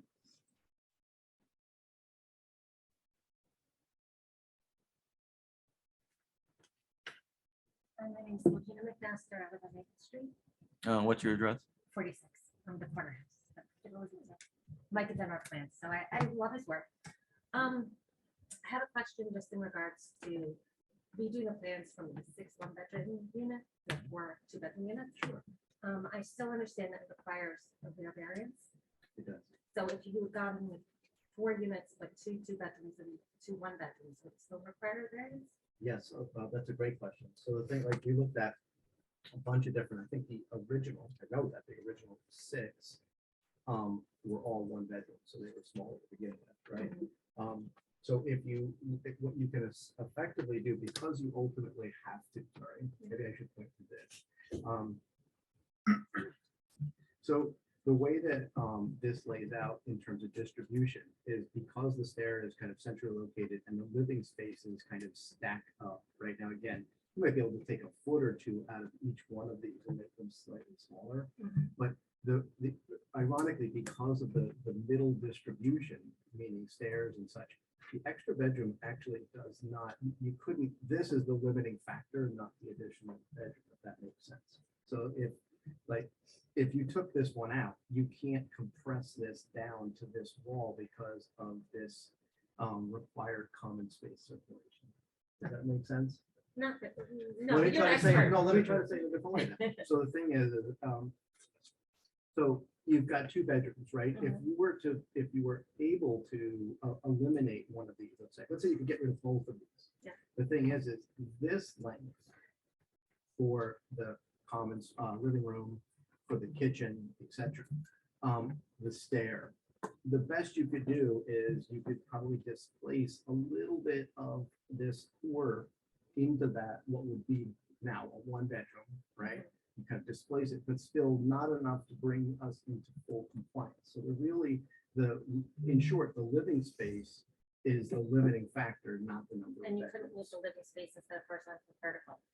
So ultimately, what you need is you could. I mean, and again, you can look at this a lot of different ways in terms of if it went left, right, and it came down, you'd still then you'd still need the bathroom, you'd still need laundry, you'd still need the mechanical spaces and such. It certainly is something that I think we explored together, and just given that net parking, like it, and once you're asking, it was like it's because of the irregularity of this, where this guy, if this is clean across, this completely conforms. The problem is it's this one little pinch point. So I think like the number is far more kind of onerous. Also, this is, kind of almost, I don't want to say no man's land, but certainly with the parking lot, this is not really, it is a bulk variance, but it is not necessarily impinging or to the detriment of the museum, in my opinion. Yes, I understand. Okay. Ma'am, where are you in relation to this On the application? corner house right there. So you're on that end, okay, On that end. not immediately adjacent to this Not property. immediately. Okay. adjacent. Okay. Okay, thank you. Another person in the back.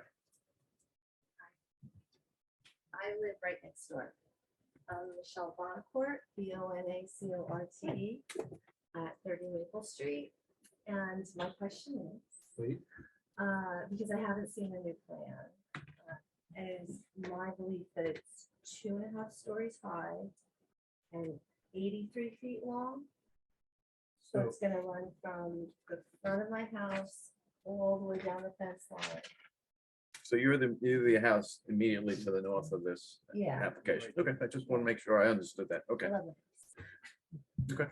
Look, the thing is I think that's the fabric of this neighborhood is really, really great. And I think that's one of the reasons why we were trying, like we looked at what happens if you took this and pushed here, right? Well, then you're staring out at a parking lot and then you have lighting, and that lighting is going to really start to become more detrimental, right? So when we looked at what placement made sense, certainly, and again, I wanted to kind of remind you that it's not atypical to Mrs. McMaster's Well, I was Everything comparing it just to like what's in town that's 2.5 stories. Well, everything in town, well, I shouldn't say that, ranches are 1 story, right? But, and this, while it, you might even argue that it's not 2.5 stories in that, the building height in the residential districts is 35 feet, right? So let me help you understand. It's a maximum of 35. Maximum of 35, thank you, I'm sorry. So if you look at where this is at 27 feet, right, in town proportionately, many homes, not most, but many homes, to be fair, are up in this kind of range, right? So the thing is then you have 1 story, 2 stories, and the attic ends up being kind of that half, right? There really is no, this is really 2 occupiable with no privacy loss. There's no dormers looking kind of down at you. Of course. Right, so this is about the height of Every, Main like, Street, like on Main Street, the No, it's- professional buildings that are 2.5 stories high that have the gable. yeah, I think it's actually lower, to be honest, because the thing is those are pre-existing, they likely, like, my It's just house. really hard to visualize I understand. I think how much light- light oh, is gonna not be there. Well, That's Right. I understand. Okay. And no problem. The thing is the trees, I think, are actually, since they are on your southerly side casting shadow, the trees are probably doing as much in terms of hampering light as the building, to be honest. Okay. Right, so it just isn't that. I hear you. As tall. Okay. Thank you. Thank you. Okay, thank you. Other members of the public?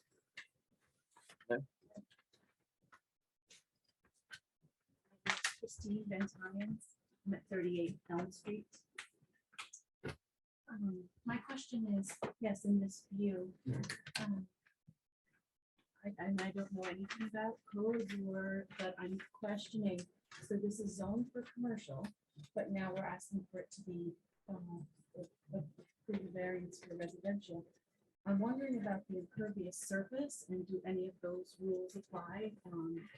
Because I know it's, for my property, right, if I wanted to build this giant thing, I would have to follow those rules. So that's my question. That's a good question. And not to deflect, the civil engineer will talk specifically to the water retention, all those kind of things, in terms of how that's going to be controlled on site, et cetera, just like you would in a residential. If you were in a normal residential neighborhood and you were to put an addition on a swimming pool, for instance, code now requires that you're adding seepage pits, so tanks in the ground to kind of control water on site, right? So certainly far more adeptly than I can explain it to you, as a engineer will talk to that. But I think just so you understand, what we're trying to introduce here is essentially a residential component, and you can see the kind of the fabric of your neighborhood, really where this is kind of this implied edge here, right? And I felt like this would be, especially given that as I went through all the other kind of parking and the traffic consultant talked to kind of number of trip generations, things like that. This is by far and away the most friendly to the neighbors in terms of acting really like the number of residents, etc. Okay, I would agree to disagree with you. And I also feel like it looks like you're shoving 10 pounds of potatoes into a 5-pound sack. And so that's how it feels. Okay, and you'll be able to comment Yeah. to like that later on at the Okay. summation, but you did ask appropriate questions Yes, of the thank you. design, so we appreciate that. Thank you. And yes, and to further expand on the drainage will be extensively discussed because it's a big issue in the town of Allendale. And our engineer takes it very seriously, as do we. So yes, impervious coverage will be addressed. Or should be addressed. If the applicant doesn't, we'll address it. Okay, any other questions or comments from the board? No questions, I should say, not comments yet. Questions from the public, rather. Sir? Mike McMaster, my wife Lynn is up there. And your address, just so we have it. 46 Maple Street. Thank you. I just was curious about, did you consider other options? Like, I guess if I could speak for my neighbors and I, we feel like we're putting, again, a big building into a residential area. Why not consider maybe like a duplex? I know at the end of Elm Street, there's a duplex already. Was that considered? Or maybe even just a single residence? Why do we need parking lots when we can have a driveway? It's a fair question, like, look, the thing is ultimately, it's already a zone that doesn't, allow, residential, and the residential that it does allow is second floor residential living, right? So we tried to come up with something that was as compliant as possible to the use and not just, continue, if you want to, again, there also are duplexes, right? There are single family residences, et cetera.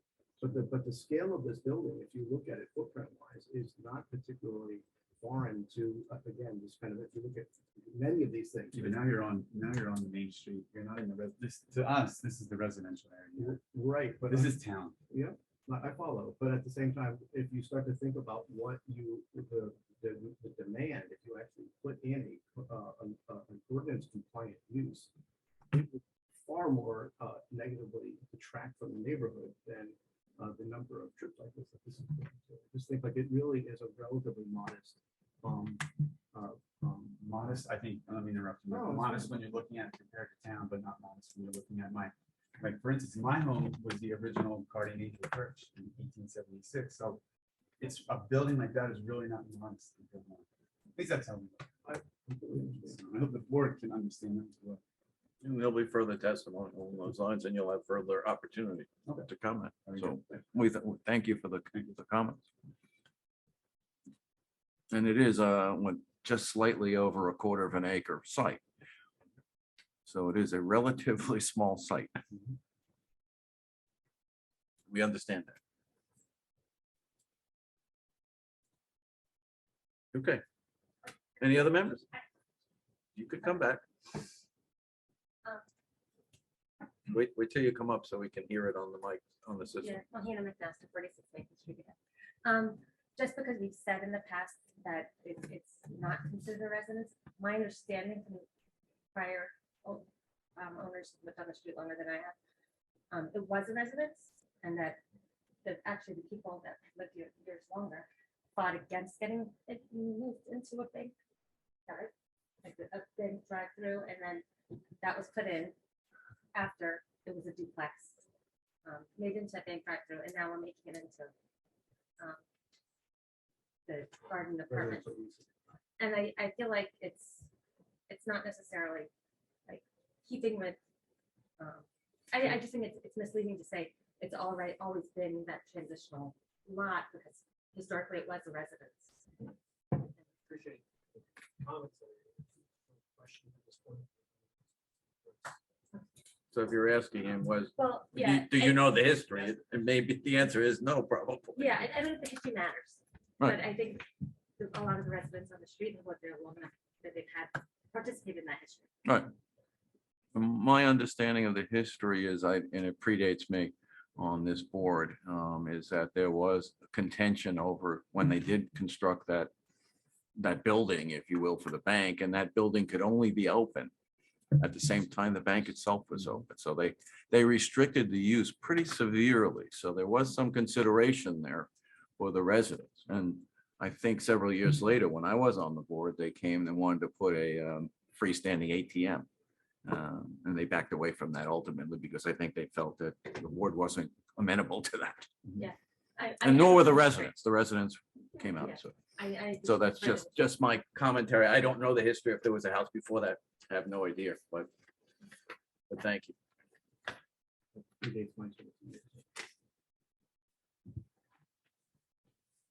Okay. Any other members of the public? Hearing and seeing none, I will bring it back to the board. Okay. I could call Mr. Dio.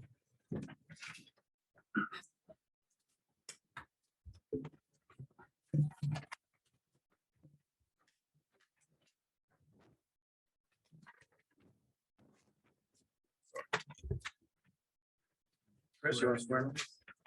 Will tell the truth, the whole truth, and nothing but the truth over the course of this application. All right, name and address for the record. Thomas Padilla, 416 Wardell Avenue, Wardell, New Jersey. Okay, and Mr. Dio, what is your position with regard to the application? And you just, you engaged Mr. Scrow in connection with this application, correct? Correct. And you heard his testimony? So, yeah. Okay, could you give the board the benefit of your background in terms of a project like this? I built projects similar to this in other towns, including Park Ridge and Allendale.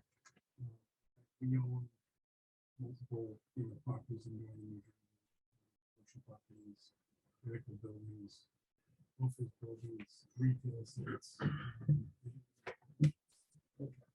And in terms of preparing for this application, did you consider other uses?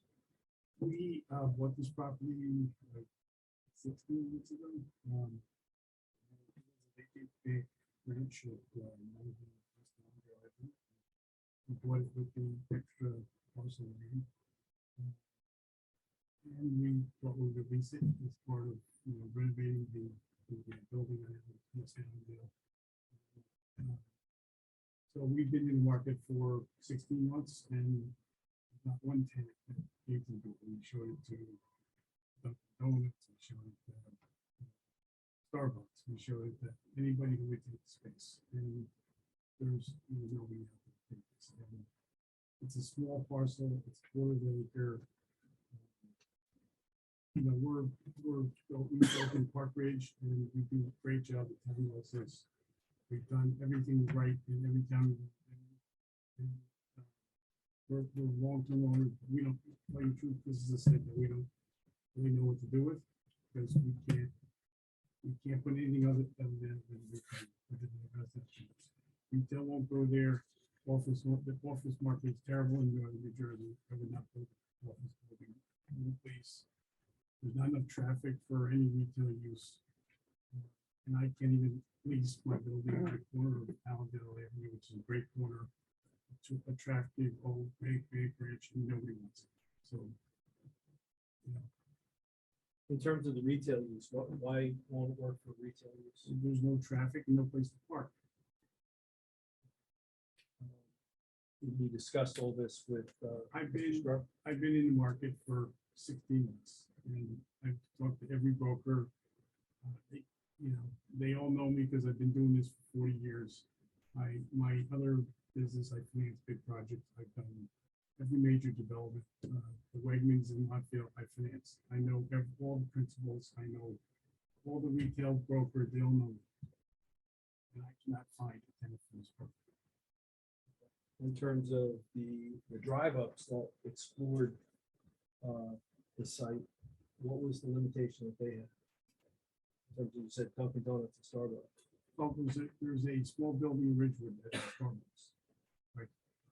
So go there on Saturday morning. You'll see how many traffic, how many cars are down that road in Ridgewood. There's like 20. So I did an analysis. I showed them how many cars I could park there along, and even rolling into Maple Avenue. If there's not 9 or 10 cars in the Starbucks, as a weight, they don't want to site. And what was your feeling in terms of the impact of that on the neighborhood? First of all, I never get approval because if I went to the town, they would say, why would you do this? You're going to be cars parked on Maple Avenue waiting for their coffee every morning. So it's something fair to say you weren't interested in No, doing it's this. not that I wasn't. Starbucks is a great tenant, but Starbucks doesn't want to go there. You can't park enough cars. And how about in terms of proximity to the main roads? Is that effective? Yeah, you have to be closer to 17. And it's just not effective. So that's not. But really but even that, I can tell you I have Hanson guys are leasing for me. There's like nothing. I mean, it's silent. How about in terms of office? You indicated you want to do office use. You don't think that's something you can do? Office is not. I mean, I can't build an office building and rent it for any kind of number. I have to pay taxes on this property. I have to support this property. I gotta go find a mortgage to finance this thing. And offices, it's a 20% vacancy in Northern New Jersey. You can go anywhere. For 1,300, 1,500 square feet, I can get any building on with 7 units. Is that because of COVID or? No, it's just the because market? the market has changed. there's not a need for office space anymore. People work at home. They can find other places. I can see it across the board. Okay, and we understand the limitations of doing the residential above the retail that we described in terms of the parking impact. And, we heard that from Mr. Scrub. So those factors are why you're presenting this application the way it is now for you. I also like to do the right thing, and you know, Kevin, from the stuff that we've done before, and towns like Park Ridge, they, I've done it twice, where I've taken a piece of property, add to it, and the town loves what we've done, we're doing it right now, and we're done, Nicollet Road, we built 20 units. We took an old beat up building and we renovated it in the town. Putting in apartments, mixed ones and twos, and told people that want it before I'm even breaking the ground. It's like, it's because we're building something nice down, and that's what we want to do here. And you heard some of the concerns in terms of the overall look. Are you amenable to other aesthetics that might bring it more into performance of the neighborhood? Mike Sproul has got a lot of great ideas, and if the board feels that they want to add some people to design the outside the building, I'm all for it. Making the building look like the town wants it to look is very important. In terms of operations, you operated apartment buildings. We operate right now about 250 apartments, and we have our own management team. We have our own supers. Like here, like the garbage situations, we'll hire an outside pickup. Garbage company will come and pick up the garbage and twice a week. And then we have all the supers that come for things like light bulbs that we change or clocks that we fix. Okay. And in your experience, is this a building that could be adequately garbage and recycling could be managed inside the unit and they're bringing it out twice a week? Yeah, I think we probably could. Do you think you need a dumpster and a dumpster? No, I think the cans would be enough. Make sure that they get removed and taken properly twice a week. You heard some of the concerns about grilling and the use of patios and that you're not proposing. In our leases, we don't allow anybody to have, our leases have no dogs, no grilling, no outdoor, there's nothing outdoor, we can't do anything outside. If you want to go to barbecue, you go to your mom's or dad's house. You can barbecue there, there's no barbecue on my property. Okay. And you would be able to control that with your leases, correct? It's, they're used to that leases, you know what's in it. They know. So my lease is like this, look at this thick, and I control what people do. They can't, well, they can't make noise to neighbors, and they can't do things like, as Kevin said, they control. No grilling. okay, and you're going to maintain the grounds. It's, you're going to have a landscaper be able to keep it beautiful, correct? I have nothing further for Mr. Actually, forgive me, one question. You heard about the question about fire safety, and you agree to have this if the board approves it fully sprinkled. We're building one right now, fully sprinkled. I think it's like safety. It's great for safety. It's also great for people want to know that there's sprinkler in the Right. building. I think the tenants They would, want to know. right. And it's also for insurance purposes. It's better for us. Okay. Thank you. Just a point of order, Chris, D variances.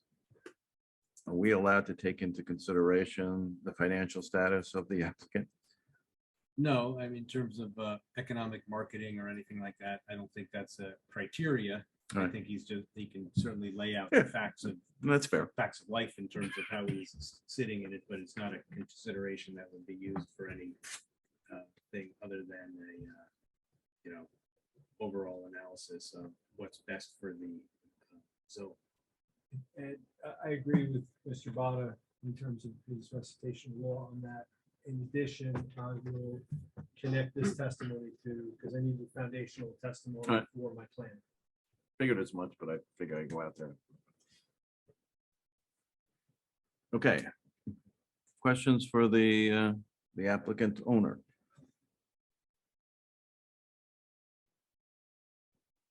I got one.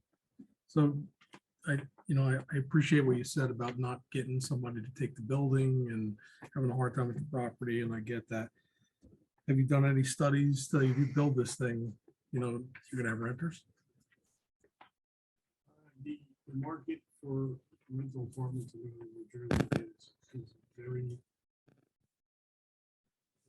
virtually no vacant apartments anywhere from northern New Jersey to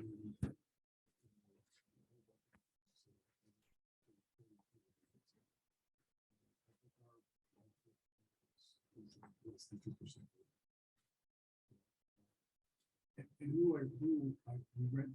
rent to middle income people. We have to people, local people. We don't have $4,000 rents.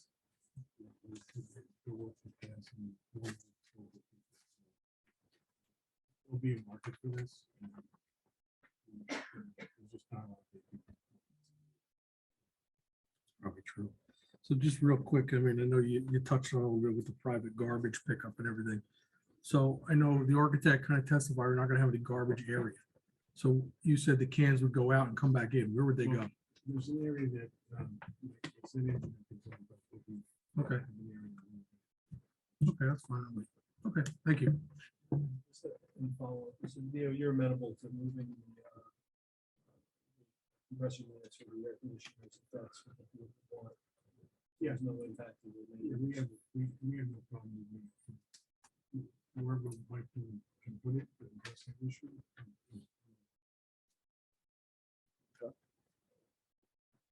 And you stated you also own the bank building. Correct. I'm assuming you're going to continue to try to make that a commercial enterprise and not try to convert that into residential. No, we're gonna try to rent it. The sign is still up. If anybody wants it. I'm a retired banker, and unfortunately banks are walking away from bricks and mortar. That is true. Yeah. I'd imagine it's tough to convert safe into a residential unit. Yeah, we have the safe in there too. Yeah. Just scrap it. Yeah. That's up now. But just to confirm, you're still intending to keep that corner property commercial rental or so? Okay. Yeah, one of the things this board worries about is the creep of and the loss of commercial property, particularly on the main street, which we're kind of proud of, that it's a nice little main street area. It's got a nice mix of various businesses and whatnot. And we don't want to see that diminished in any way. And that kind of gets to the point of this property being slightly off, but still within the C1 zone. So we have to weigh as a board whether we want to accept the fact that we will allow or not allow a residential property where it's currently zoned commercial. And I hear what the architect said, and I hear your comments in terms of where the commercial market is today. And yes, I drive Route 17, and there's a hell of a lot of vacancies on Route 17 where you would never have thought of 10 years from now, from 10 years back, rather. And I think, speaking on behalf of my client, attorney, we're cognizant of that. We're familiar with the board's views. And I think this site is unique in that, quite frankly, from what some of the comments and questions from the public were, it supports this position that this really, although it's not zone transition, right, it is a transitional area, and it's a tough site to develop. And you'll hear testimony from the planner that because of that, you meet the positive and the negative criteria that's uniquely situated for this proposed use. We don't see this as creeping in. We see this as taking a site that's probably going to sit fallow. My client cannot develop this. I venture to say anybody who's going to buy it will have the same challenges. And you can develop anything, but then the question ultimately becomes, what's the viability? I mean, I've dealt with Mr. Burgess's office, Mr. Schneck's works, and you know, they've taken positions at times that you know, you can build something that's zoned, but it's not going Right. to survive. And that's really the reason we put a lot of thought into this. And at, quite frankly, great expense on the client to try to do this. No, it's obvious that's- with the That's not plans. impactful. Or less impactful than something else that can be allowed there. So, but I'm speechifying. I don't intend to speechify right now. So I'll, if there's no more questions for the board or the public, I'll move on to the engineer. I just have one question, just relative to, you threw out some of the properties that you have, and you kept throwing around Park Ridge. Where, can you specific Yeah, on we some have- recent business there, if you wouldn't mind? Hawthorne Terrace apartments, we have Rich Manor apartments. Are they along the main? No, they're on, they're behind, you know where the new building went up in the corner? Yes. We're on the other side of the train tracks. Okay. There's two there, and then we own two Hawthorne Terrace apartments.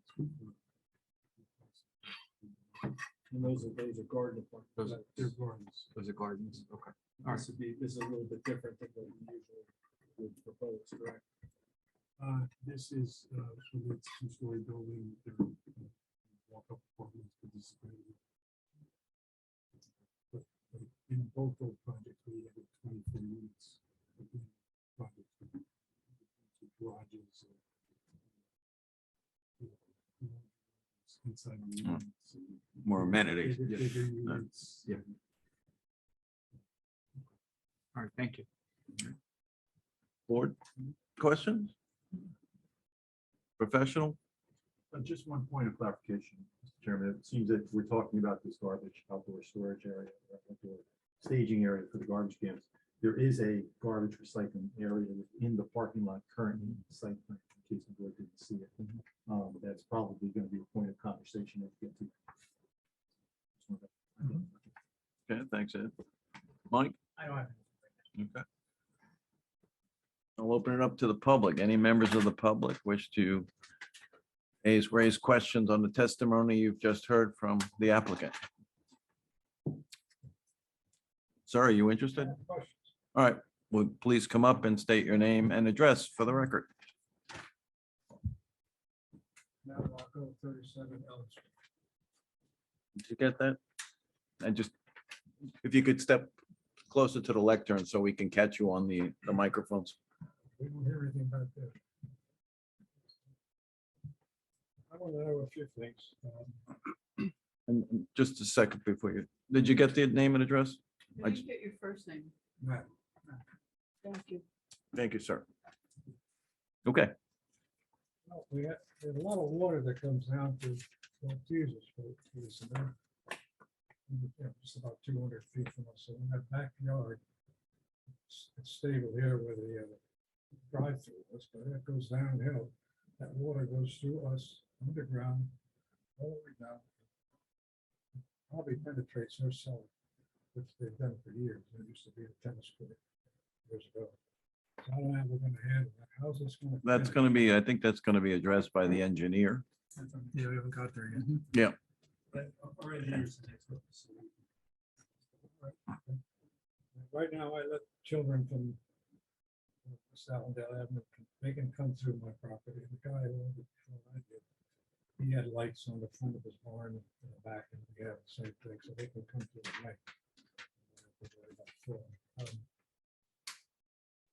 There's a right of way on the left-hand side. How's the engineer gonna deal with that property? Because right now, it pitches into Dr. Pitter's place. How are you gonna deal with that? The engineer will probably get into that as well as our engineer. And how about the electric? I gave them rock electric right away through my property. How are they gonna deal with that? The wire to support the freeze property on the end next to the building, and now it's going to be able to take the liquor. That's on Main Street you're talking about, right on Yeah, Allendale all Ave? those- All that line runs on the back side. They wanted to run it right down the middle. Okay. And we did it to the side, so there's a big pole there. How's it gonna handle, what is that gonna look like? I'd like to know how the right of way, which we have. back there, get out of that property that they're locked in behind the forest. Okay. Get out. How's he gonna finish that? Right now, it's just a pile of dirt. They've been playing with it because they just started. I'd like to know how many trees you're gonna take down. It's my, how many trees are gonna take down? The engineer hasn't, sir, the engineer hasn't testified yet, so why don't we let him testify and you can ask those questions of the engineer? Otherwise, we're getting ahead of ourselves and the board would prefer to do it in the The other logical thing is, order. Are they gonna, excuse me, I'm sorry. Yeah. Are they gonna have, like a spa outside in the back there? Or I didn't hear any testimony to any amenities outside, but I'll let the attorney address that. And is the garbage man gonna come at 6 o'clock in the morning on Monday as usual, or are you gonna have to put soundproof on the buildings? With regard to the spa, we're not gonna have anything. There's no spa, there's no patio, there's Right. no smokers, there's no anything. It's gonna be grass. In terms of the garbage man, we will comply with, it's just like everybody else in town. Okay. Thank you, sir. Other members of the public?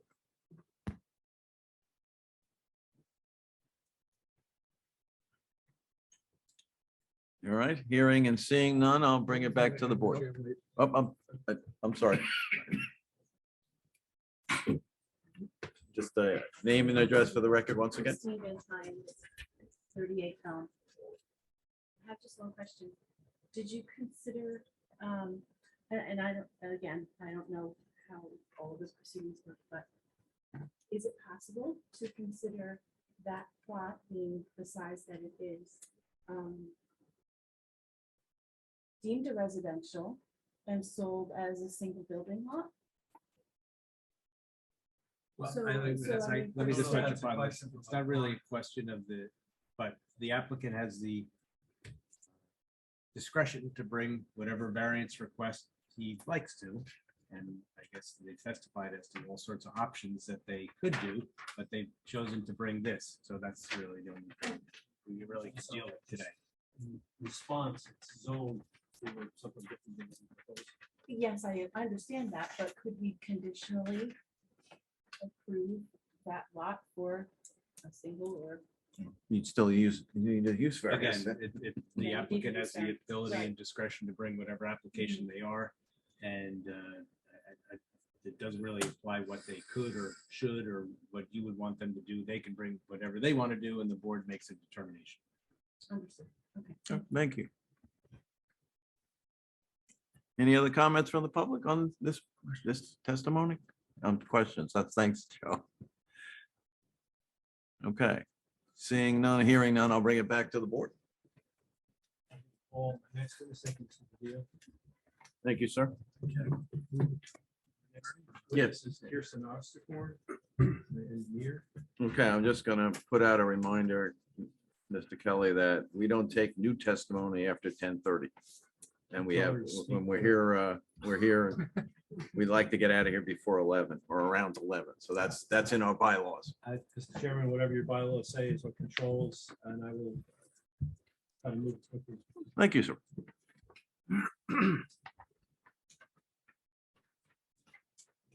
Chris? Oh, I'm sorry. Do you swear to tell the truth, the whole truth, and nothing but the truth through the course of this application? I do. All right, name and address for the record. Kirsten Osterkorn from Ovlin and Osterkorn, 22 Madison Heights, Wyckoff, New Jersey. 07448. You do a brief voir dire. Ms. Osterkorn, can you give the board the benefit of your educational, professional, and licensing experience?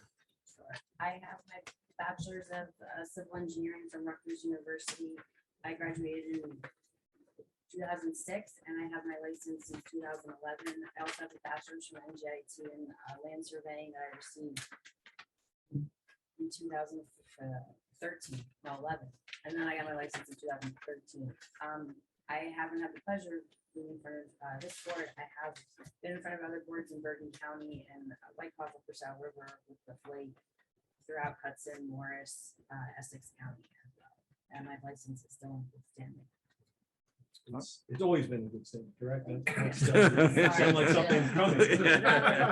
Qualifier. So you're in good shape, I'm in correct? good shape. All right, and you qualified as an expert before boards and tests. Yes. Okay, we'll accept. Thank you We'll very accept. much.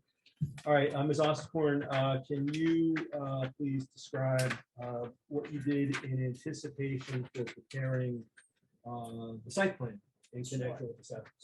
Can I use the easel? It's, you want to use? the My easel? site plans aren't on these Yeah, videos. I think it is actually. Came up.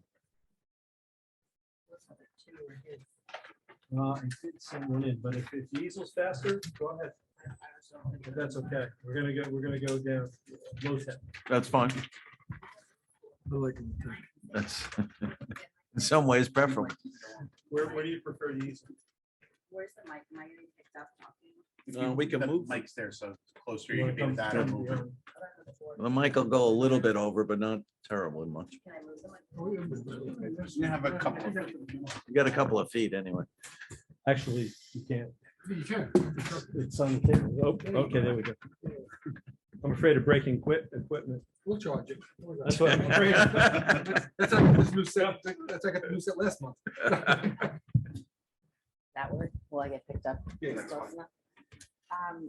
Okay, so with regard to my question, what did you do in anticipation of preparing the plan? In other words, step by step, you visit the site? Yes, what's so your we procedure? prepared, this is a, what? I said the site plans. Your plan, you're gonna refer to them? Yeah, a bunch of sheets. So we You have to prepared a mark them. site plan in connection with this application, correct? Yes. And what is the revision date of your site plan? February 22nd, 2022, Okay. 2222. You mark that as. So then- April. April. April, thank you. So I just wanted to be able to refer to the site preparation plan. On the left side of the sheet is the survey. So when we were hired by the applicant owner, we went out to survey the property. So we visited the site. I was out there a couple of times. We had to survey the existing conditions and we prepared a boundary and topographic survey. So by visiting the site, I was able to look at utilities, the topographic conditions of where the drainage patterns are, as well as how the existing coverages and building and the layout of the site looks under existing conditions for utilities. We keep going.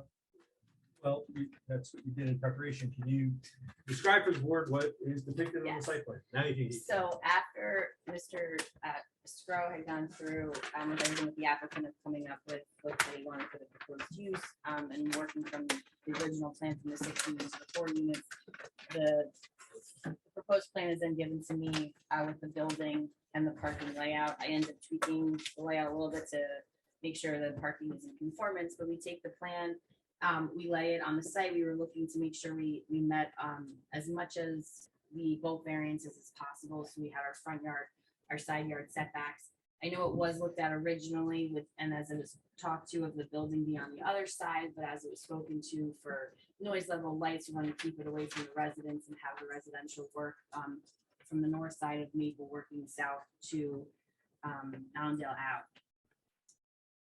As part of that was looking at some of the utilities, and as was asked about with the utility poles, we did look at where the utilities, the overhead wires were, which was also a reason we didn't want the building on the south side of the property, was the existing utility pole that is now in the proposed parking lot.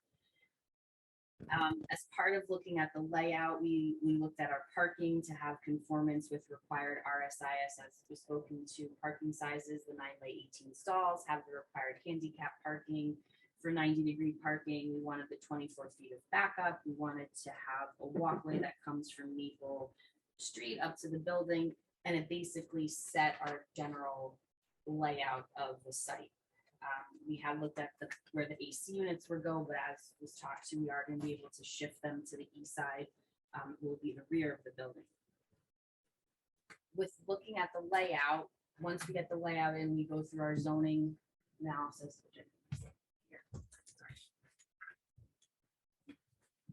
Under existing conditions with respect to impervious coverage for the building and the parking lot, the total coverage, we're at approximately 6,300 square feet. And I'm just using round numbers, not to be specific to the decimal place. Under current conditions right now, there is no drainage on the site. The building has roof leaders that come to grade, and the parking lot, there's one inlet in the back. So the parking ends up draining to an inlet, and the rest of the drainage from the front does go to Maple Street, and there's an inlet on the north side, just north of the property. From zoning perspective, Well, before you jump into that, have you proposed, because drainage has been asked several times, and I'll get back into your zoning data sheet. What is proposed in terms of drainage with the new application? What are you going to do with the drainage? Okay, under proposed conditions, we're at 7,300 square feet of coverage, which is just 1,000 square feet more than where it is on the existing. I'm gonna go to sheet 4.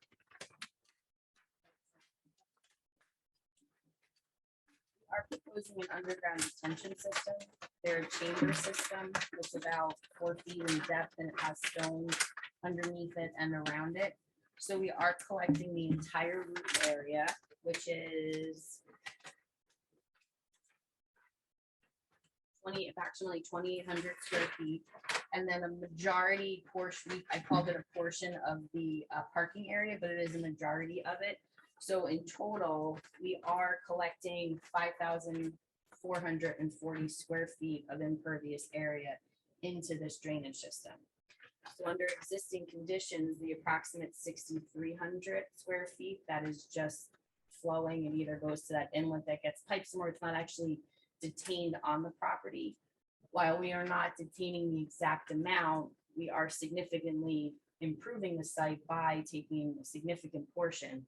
In terms of percentages, the amount of area that we're actually taking into the drainage system is just under 50% of the lot area. We're at 48% of the lot area that we're actually taking into the drainage. Or in comparison to the total impervious coverage, we're going to be collecting around 74% of the total coverage into this drainage system. And the purpose of the underground system, we don't trigger a major development, which has state requirements for needing to do water quality treatments and your overall detention. You have to meet a much higher level of storm values and significant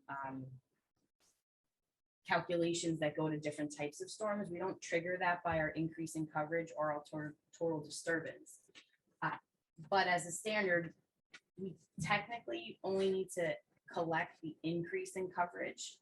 I've worked with Mr. Whelan before on other jobs that are similar to small residential projects, speaking to one of the residents that talked about if you put in a pool or a residential house, if you increase your coverage, you only really need to collect your increase of it. In this case, that would only be 1,000 square feet. We're collecting 5,400 square feet of our coverage, almost half the site into the system. And what the system is, it's an infiltration system. So the water is going to be collected from the roof and from the pavement, get piped into the system, and it's detaining it on the property and slowing the rate of flow that it would go into the ground. It has to be a certain level above your groundwater. And there would be there was a comment in Mr. Breland's letter about suggesting we have an overflow from the system that would get connected into the Maple Street. So if for some reason the system were to fill up, it would have an out overflow that it wouldn't start coming out the inlets and overflowing onto any neighbor's property.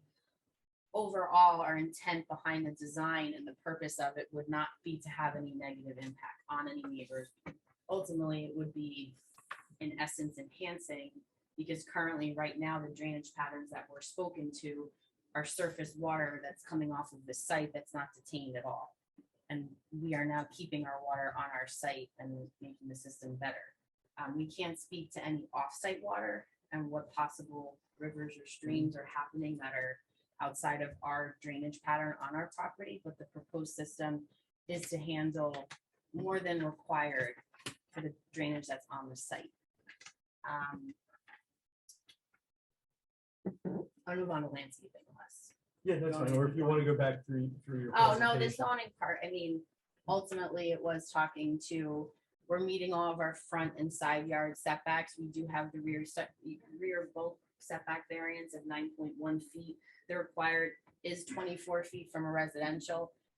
Given the proximity even to to this neighbor to the east, that actually is gravel and more of a parking lot area, that the configuration of the lots are very strange, which will be testified to by the planner, that while it seems a larger variance request in nature from 9 to 24 feet, we do find it more de minimis in nature versus what's actually being there. We're not requesting any variances to the actual residences of the properties to the north.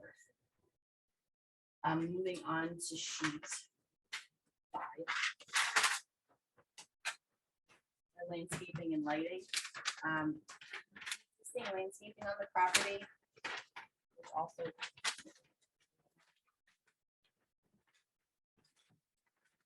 That one's out of, I think that's just a picture. No, Yeah. it's not. Just, we haven't marked this, we were just referring to, Oh. it, but you prepared this exhibit, correct? Ms. Householder? yes, I did. And when did you prepare this and what was your revision date? I prepared it this morning, This morning. 3:14. So 3:14. Pi day, correct? Pi day. See that? Jesuit trained. I know what pi is. You know what K is. So 3.14 or 314. 3/14/2022, aerial exhibit and rendering for 22 Maple Street. Thank you. If we can mark that A4. To be able over there and over here. The existing landscaping that's to the north, that was briefly touched upon, that there is a tree row that's between the residence to the north and our property. To the rear of the property, which is the east, there are a bunch of trees. I've kind of overlapped them to show our green space area, because it is the canopies. The trees are actually on the neighbor's property, but you have the canopies. And as well to the east, where there is this parking lot gravel that does come behind our property, there are a few trees and there are the canopies that would remain. Going back to my landscape plan sheet 5, as you can see, some of the trees I spoke to are on the border of our lot and lot 7 to the east, and the trees are on the lot 7 property, so we wouldn't be touching those trees and the canopies would still remain. There's also a tree in our little bump out area on the east that's right on the property line. We have no intention of removing that one as well. There is an existing evergreen tree that the intention is to keep it. I mean, if for some reason we can't, we would be supplementing with additional planting. So overall, I know there was a question about tree removal. So we are showing, going back to, sheet 3, there was one tree in this bulk of trees that didn't look very healthy when we were out there, and it is on our property. And I wanted, just when we build the curving out with the root system, that I was proposing to remove the one tree there.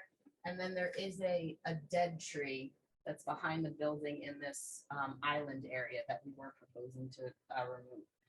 The rest of the trees that border around, we're looking to keep. And what are you adding in terms of the site? Yes. So our proposed landscaping plan, so when you're coming north on Maple Street, seeing the building, we have an island in the front. We were proposing a street tree with some shrubbery around in that spot right by the handicap space. Then in front of the building, we have another, I called it a street tree, I'm sorry, a shade tree, a larger, the 2.5-inch caliber type shade tree, as well as 2 ornamental trees. And then we have foundation plantings all around the building. In the back area to supplement where there is the existing canopies of the neighbor's tree, we had some larger evergreens. It was noted in the planner's letter of supplementing with more robust planting along this north side. We were just showing a privacy fence, but speaking and listening to the neighbor of seeing the mass and the height of the building, we can propose more of those taller. They have the green giant arborvitaes and the type that grow quickly and you can maintain. So we'll still have the privacy fence, but we can add in to try to take away from any what would be looked at as that neighbor to the north and the length that she had talked about of adding in a nice landscaping row on the north side as well. I'm trying to remember what the plan. I think that was one of the main comments of the planners with the landscaping. So you can make the landscaping in the rear a little more robust. To the north. I'm sorry. In the I know north. the rear of the building, which is the west, the north side, yes. So on the northerly side will be more robust planting, break it up. The shade tree, we will coordinate with the shade tree commission and correct? Whatever they We deem appropriate. proposed some that we thought we had read through the ordinance of the types, but if they wanted something different or different placement, we would work with that. Okay, and will that break up the view coming in from Maple as you go in and see people coming up the dam? Yeah, I mean, and also speaking to, Mr. Strode had spoke to before about that front of the building that in essence looks like the entryway, the landscaping in the front, I mean, it was hard to visualize, you know, like you said, when you're just popping in 3D renderings to actually get what these real trees are actually gonna look like, to break up that front view and to have it look more residential. In essence, the bulk of if you were coming down Maple and you see the majority of the building on this northeasterly angle, but we're gonna flank both sides of the drive with the shade trees that are gonna take some of that, any what would be considered the massing of the building away, as long as with all the foundation plantings to break up the whole view of it. And Mr. Kelly, the board usually is preferences that the applicant work with the board engineer in the field as to whatever buffering and shade tree would be appropriate. That's fun. That's typical practice. And some towns want us to go to environmental or wherever, but whatever the board's practices were. Right. Mr. Thank you. Chairman, the shade tree commission was expanded a couple of years ago, so. Okay, all right, so then I'm not looking to pull a fast one. We'll work with whoever we need us to work with. Mr. Breland needs an order for the shade tree. He doesn't know yet, don't worry about it. He's a one-man gang. I'll move on to lighting. Yes, thank Okay, you. so the right side of, I'm trying to just keep it going as much as possible. The lighting, as spoken to by Mr. Strode, the lighting at the doors that's required are to soften the downlights, that's what they are. We were adding a light to the existing utility pole.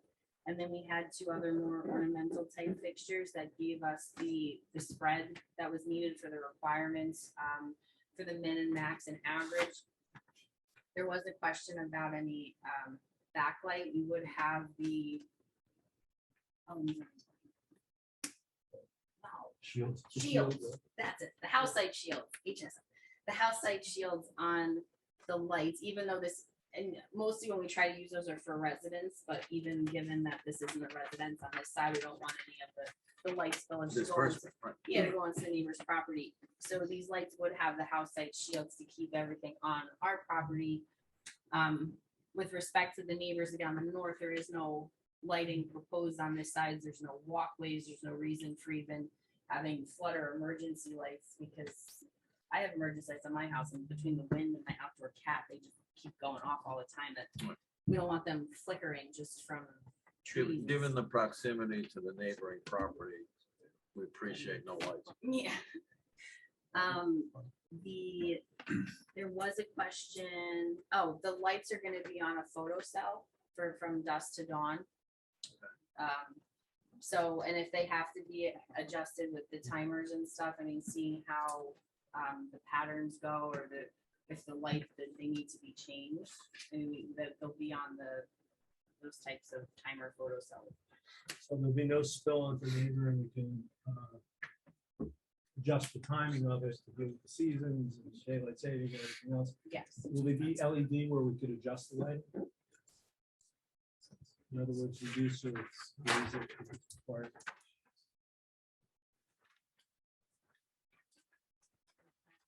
I think that was one of the plans. Yeah. If they were to be LED. It's the color. Yes, we want it to be more of the, not the, Warmer. yes, Warmer, yes, cold, yes, we yeah. want them to be the soft one. And how many light poles are you? We're proposing two Proposing. new ones, and then we were having That's one the- added to the. The existing utility Yeah, pole? utility pole. What are the heights?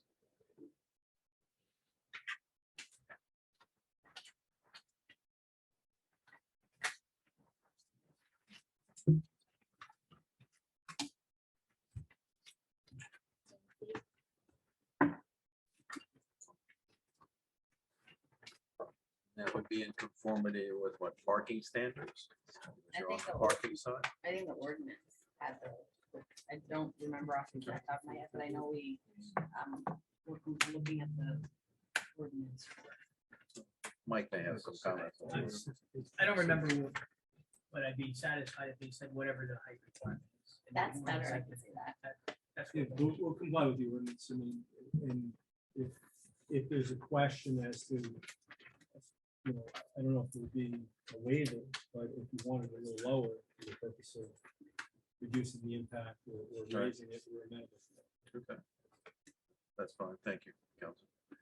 And then these three light poles are the only ones proposed. There will be nothing on the residential side to the north. Ms. Osborne, does the length of building with that lighting shield those lights from the northern wind? Yes. And the landscaping. And then moving on to. I'm gonna go, we didn't like, when I was doing the layout, talk about the garbage. Okay. You want to talk about the layout and garbage? So with this utility pole that we were keeping, with the overhead wires that are going, there's another utility pole to the back. Lot 18.1, and it goes, as one of the residents have spoken about, that's all gonna remain. We thought to utilize this space for your cans. Now, where my office is and there's residents above me, we have a similar thing where it is what will be considered a dumpster enclosure, except there's not a dumpster in there. It's just every residence has the 1 or 2 cans. And in this case, whether it was the private collection or it was brought to the curb, it's up to the residents for the 40 units to do it, but it is a place to just store your specific cans. So you take your garbage out and you walk and you put them in. There was a request by the engineer, which I would be doing it with his review letter, is to provide a detail of what we want this enclosure to look like, whether it's the ones that are more wood fencing, chain link probably won't look very good. You have like the nice types of enclosure that you could do that. Something it's to just hide the cans. to essentially. hide the cans, but it not just be like tacky chain link fence with like the privacy slats. They have different types of enclosures that are more aesthetically pleasing that can match to the architecture of the building. That, yes, sir. So, but the question I have, and I understand you have to have the light. You have to have the light there. It encroaches into the parking lot, for lack of a better word. If there was a different way to do that, and to move the garbages to stay somewhere, I guess the east side. Yeah, thank you. The east Like side. over here. Yeah, somewhere down there, or even maybe even closer to the building. Does that thing get you the extra spot? I was That then puts you looking- to 8. I was looking at, the area might work given, we have a little bit of, I don't want to come past the building in the front here. We have a little bit of room in this area. If I just kept you this move that light- pole, and okay. then you have it, I didn't have my scale, I was trying to Or- do the architect's scale, but I was messed up. Or what if you were to move, that light down to the other side where the arrow is, where it says TC 101, where the handicap spot is?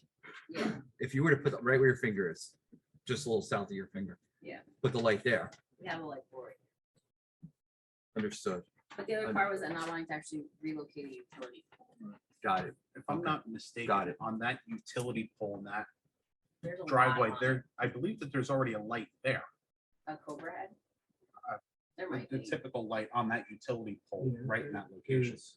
We were I don't looking to know if make it it's- look nice. I mean, I know that it's not shining into your property, but this, No, I think the Cobra head was this one. yes. Yeah. That's earning long. I'm trying to get you the extra spot. I And know. I'm trying to, I'm not enamored. I mean, to be honest with you, I'm not enamored with seeing a fence garbage area in that particular that spot. location. Here's We the thought- possible to Okay. locate it either towards the building or towards the other area. I mean, we could, you think about if there's if there's 4 units and you have, Allendale has recycling. I don't know. We do. Okay, so you have your garbage and recycling cans, so you're gonna have 8 cans. I mean, the space that we do have right here. you could Well- Put something and you could buffer it around with either landscaping or still enclose it. I mean, there's a I think I just had landscaping in that spot. Okay, I thought I heard testimony before by the owner. I'm sorry, Mr. Didio, thank you. Mr. Didio, you said something about, we were talking about noise and we were talking about garbage, etc. That came up very briefly in your testimony, as I remember. You said something about having garbage picked up twice a week. So is it your proposal to have somebody other than the town pick up the garbage It's, and the recyclables as well? that was the proposal that we suggested, we'll have the proper function. Okay. All right. So we can arrange to have them get, if it's located towards the rear of the property, They could get we're not it. gonna get a garbage truck down there, but they could bring it up to the street and return. Okay. And we have superintendents not in the building, but that work for him, that can accomplish that. Okay. And again, it all becomes independent of whatever Allendale's garbage situation. Correct. And ultimately, I think the value of receiving another space. I believe that the RSIS, when you hear the testimony from Mr. Similar, you're gonna realize that we are compliant, but we can have an extra space. And leave no question. I think that's a benefit to the overall project. And we'll have less parking on the street. So that's something we can certainly consider, recommend. There is no parking on the street in Allendale. Or it's even more important to get another space. That's part of, Exactly. that's part of the That's dilemma where of having we're- parking. So, Yes.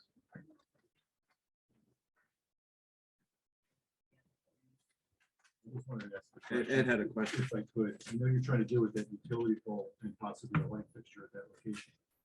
Is it possible, and I don't know compliance with ADA requirements, to shift the ADA side stripe area to where that utility pole is? And move parking around, to use the stripe area. Location for the utility pole. I'm not sure if it's that far off the curb. I have to. You may have to do some research. Check the ADA because of like your door and the pole there and stuff, but it can't be incumbent. I don't think we can do it. Okay, thank you. But that said, if we were to move the garbage hypothetically to the rear of the property, not the northern side, further up where you're pointing to the landscape before, that would gain us a space, would it not? yes. What about compact?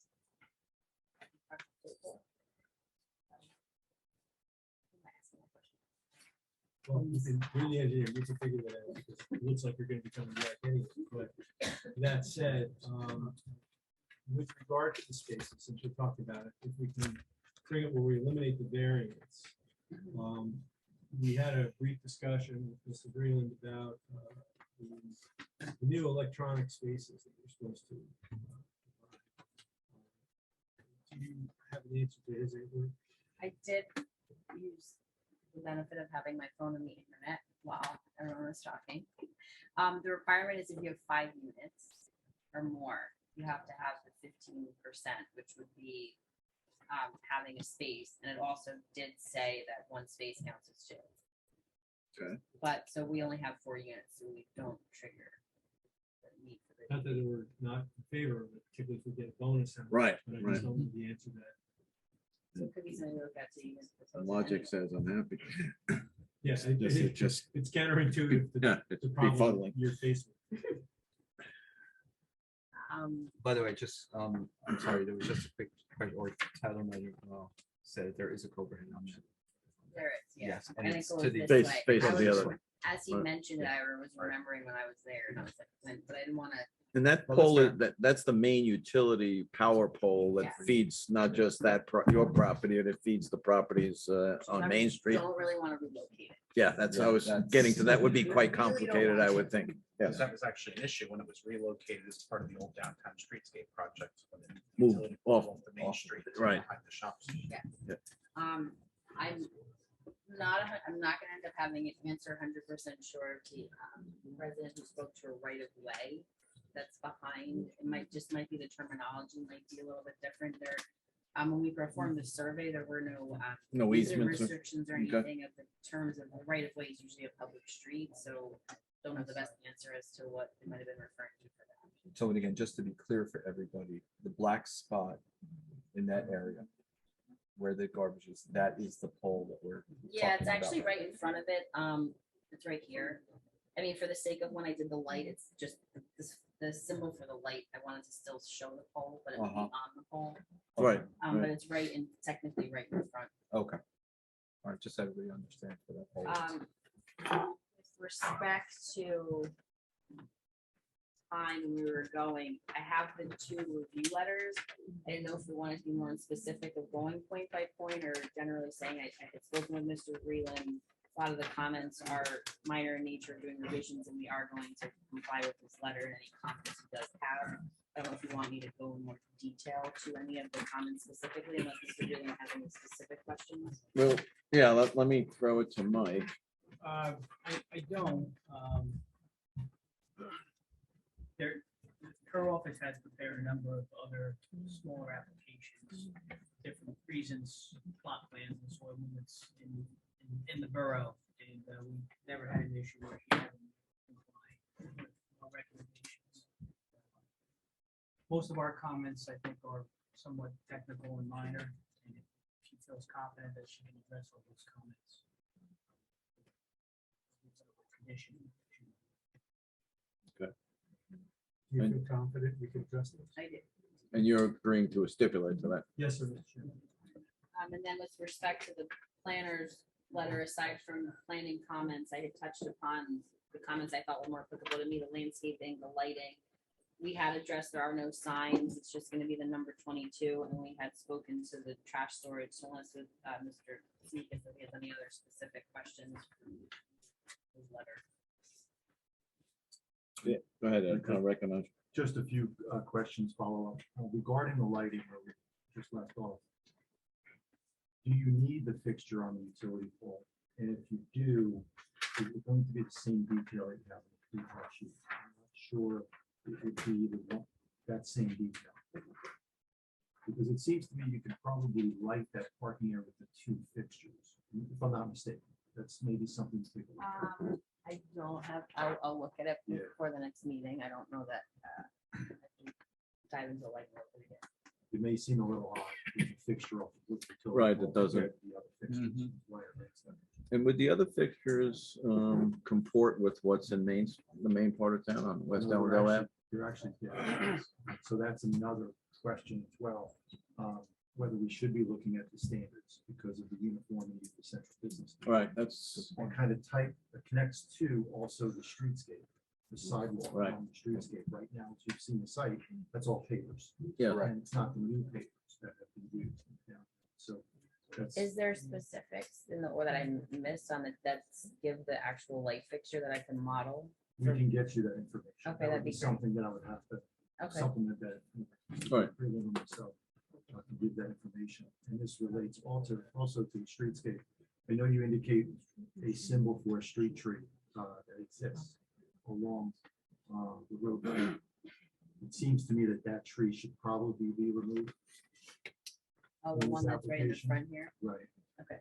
That's what I was trying to indicate, I think, by the text, but yeah, it seems to me you may need, I'm not sure if a flare is needed at that driveway or not for turning movements, but it seems that you were also adding landscaping inside the site as street trees, which seems to me with the overhead lines in that area, it seems to be the more appropriate solution. Okay. Putting street trees, and so I'd be offering an opinion that the street tree at the street sidewalk is probably fighting with the overhead wires anyway, Right. so therefore keep the trees on the property. And they'll probably grow better over time, so. just wanted That makes a lot of sense, Mr. Chairman. Especially if we're going to. Right. Not surviving. true. I appreciate your comments on the landscaping. I think I was also asking for some landscaping along the easterly property line at the end of the parking lot. Is there any Over here? issues there? I know you have snow removal needs, obviously, and storage. Well, I tried to get on a person. Are you referring right here? Yeah, I know, and maybe this ties into, could you describe what fencing is?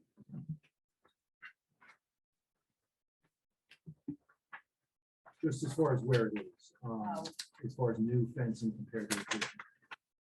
there's an existing vinyl, there is some existing vinyl fencing that I think is the neighbors, but it's on our property a little bit, but we weren't looking to do anything with it on the north side. I'm sorry.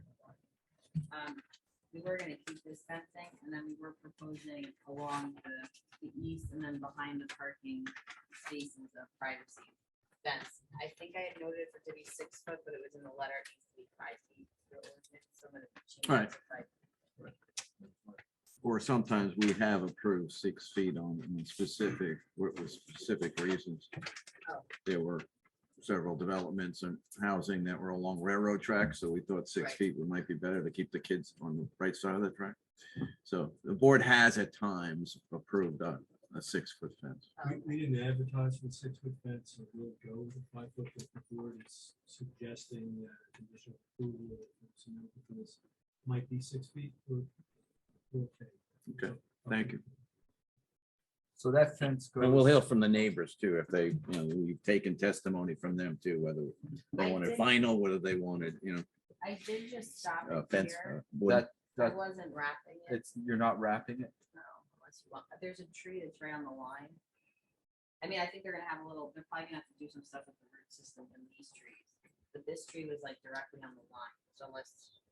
you want more tree So you removal, have a fence, then you have trees. this was all just gonna be like the buffered and filled out. I mean, unless I know, I wasn't 100% sure with the resident before when he was talking about the kids coming through the properties of where that was in relation to ours, but if there's some reason to prohibit. He may comment again after you're, when we open it up, so. I guess one of the things I'm concerned We'll get about is that people would be potentially walking or whatever between the building and the fence to Going this way, the other one. going this way. Yeah, and then down towards the street. Because then Oh, there was one, going like this? yeah, that way, exactly. Oh. I I mean, there's no reason to do it, it was just really the thought of the tree. I'm sorry, I'm unless- sorry. I wasn't making. that After you up. leave the AV engine. Yeah, there you go. I guess it's Wiggins and Allendale. The thing was the tree, and I was trying to just fill it out. I mean, so if there's a thought to, if we want to go look at the tree and see how wonderful it really is. I didn't want to like come in saying I was taking out all these trees. When there really wasn't like, it wasn't like there was a resident right there, so I wasn't the felt the need for the complete privacy, but if. What's behind there? That's just another parking area?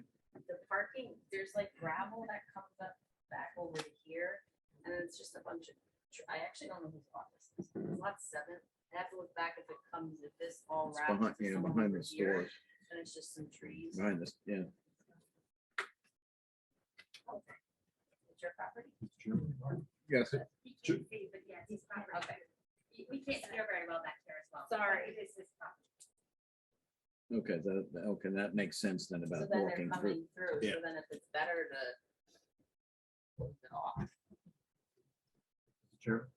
Yeah. If it helps the board, I would just work with Mr. Green, if we could, arrange a site visit to go out there and see what might be our recommendation. I can meet you too if you wanted. And discuss. No, I think that'd be appropriate. Speaking to the owner and applicant, my client doesn't want to see anybody walking behind the building. It's not safe. So we're amenable to whatever will work. And if we could save the trees, we'll save the trees. All right. We're gonna try to get a site visit before the next meeting. But we'll do what works to make it safe. Okay, we appreciate that. Thank you. So I will look back there. And I guess to the point before, the streetscape is important, certainly to me. Yes. In Yeah. terms of maintaining that look. So Okay. to the extent you can keep that. Well, we With, could discuss that with. with the walk. pavers, because to me, it's an extension of Allendale Ave, and that's one of the questions the board will have to wrestle with, whether we want to grant the use variance Right, to take it away from commercial to residential. But either way, I think the streetscape is important to maintain. So I'll throw that out for your consideration, but that's and I think that important to was me. supplemented with one of Mr. Reland's comments was I had just shown a concrete driveway apron when it's actually, there's a paver. And I think with the intent with the Right. streetscape is to keep the paver, and I'm gonna swap that out and make sure that we still have, then I can change to the And the light stands, and we talked a Yeah. little bit before about the facade of the building, all of that blends, that would be helpful. Well, I think it also supports the argument that it's a transition, not area, but it's a natural transition use. And those pavers right now, I've tripped up walking the site, in anticipation, so they're gonna be changed. And I find it is amenable to being consistent with the. Good, thank you. Appreciate that. There, as I'm looking at the site in Google, there's a telephone put. Could you point out where the telephone pole is on the street? To the front, To the front. on the, basically on the street. Yes. This one, Yeah, that's it. That's it. I can see from your, That, we had that's it. noted for that one to be relocated.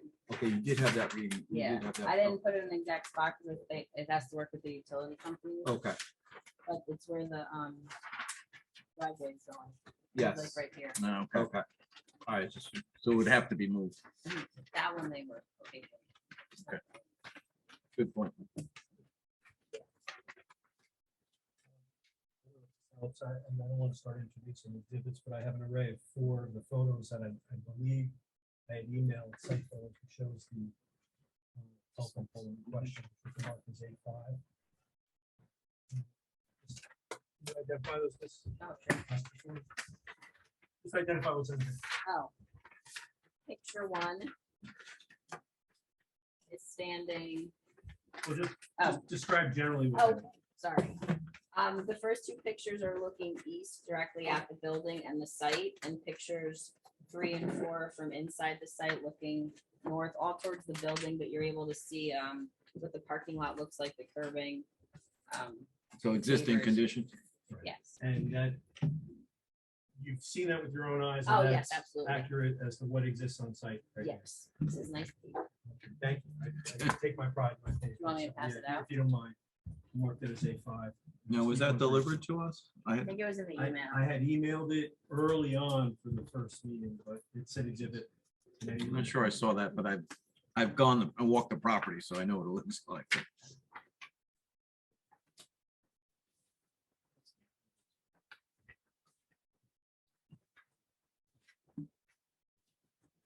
The prohibition is against new witnesses after 10:30.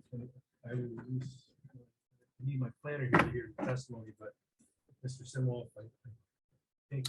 Yeah, we're not gonna, yeah, we're already at past 10:30, so. So, yeah. You just look so sad and. Are we still doing the public tonight for me? oh, yeah. Yes. Sure. Yeah. To the extent, yeah, and if, yes, I'd like that open to the Okay. public, yes. It's just one, it's 4 photos, it's one exhibit. So Right, okay. it's not like multiple. I have a couple of questions with the drainage. Okay. So you show a lower catch basin kind of in the middle across from where the front entrance is, right where the, right below the recycling area. Where does that tie into? This one? Yeah. That was actually the light picture. That big square? Yeah, I know it looks the same, but it was attached. The Back right is the basin. the back. There's right, only one yeah. bit, there's only one base. Yeah, then there was like, there's like kind of a ridge point right here. So the parking lot this way is draining to the back to that. Okay. Yeah, that was, I wanted to ask you. So there's an elevation right there where you're pointing to, where you have bottom of curb at 99.7. It's kind of a low spot because it goes up towards the apron and it goes up towards the thing. It doesn't, it's not going to drain. Where? Right at the corner of the building. Oh, this is like a ridge, so this is going. Oh, no. It's going up. It can't go up. No, then that's just an error I have to Okay. fix. So I see you're catching all the downspouts and all the leaders are going into your system around the building and they're gonna go into your retention system, which is good. Is there any need, were you able to ascertain any information from the neighbor directly to the north if they have any water problems now? I mean, I understand the building's not gonna give you any additional because you're going directly into your piping, but is there anything with the natural contour of the land that's currently flowing that way that we can address with the addition to the property? I did not speak to the neighbors to the north. And then so are you just talking about this? Like the natural northern side, grass yeah, strip? like the northern side of it, because the elevation difference. I mean, looking at to what was with the building previously and the water and the dry and everything just going, the fact that we were collecting it, I thought that we were better enhancing it, Mhm. but any rainwater that comes from clouds and lands on the grass here will continue its natural pattern to the northeast. Okay. So then is there a way to possibly install something where the number 2 is? Over here? And potentially drive it down into the catch area, into the buried wells? Maybe, I mean, understanding that natural flow, maybe doing that now, but just. being a we're little enhancing bit- the property, if the neighbor happens Yeah. to testify or comes up and makes a general comment that they're getting water now, we have the opportunity to fix it. I will look before when I come Okay. back. I just have to see if I can get it to pitch in this direction. Okay. Towards that back inlet. Yeah, this is like the low point of the property that if I. Not, put them- okay, I got you. If anything, I mean, the other option Put a pit in there? is to put just a seepage pit. Like a dry with an well or open something. grate, so it would collect it and just go down. It's not necessarily connecting it to this system. It's just a different, Right, just slow a down. separate seepage pit in that system.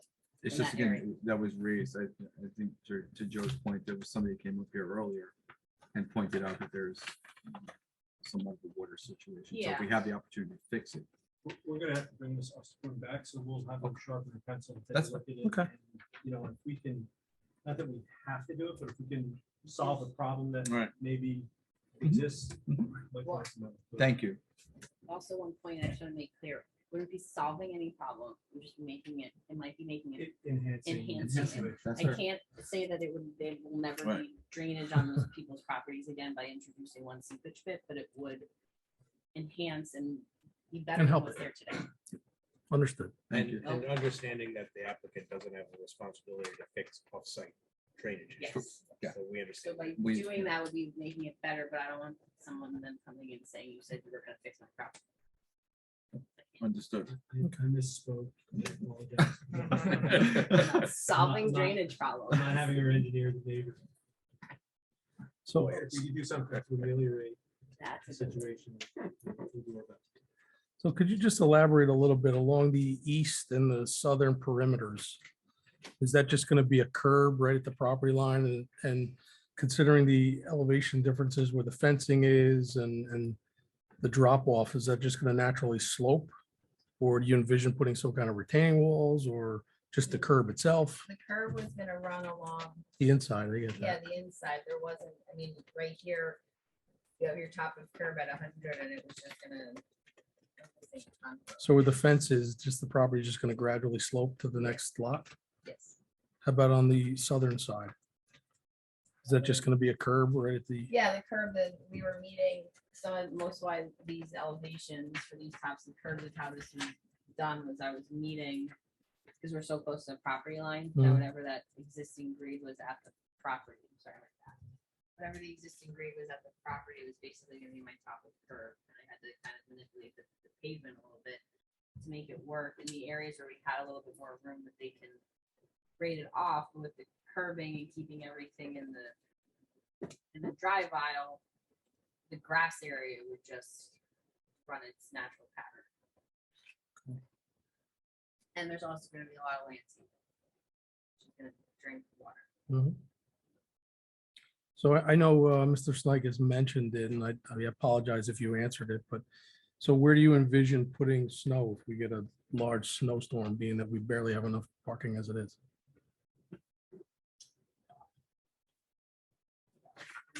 Snow. I mean, the general small storms, I envision them plowing it, which is why I have left some room for the end for moving it, but if you got the big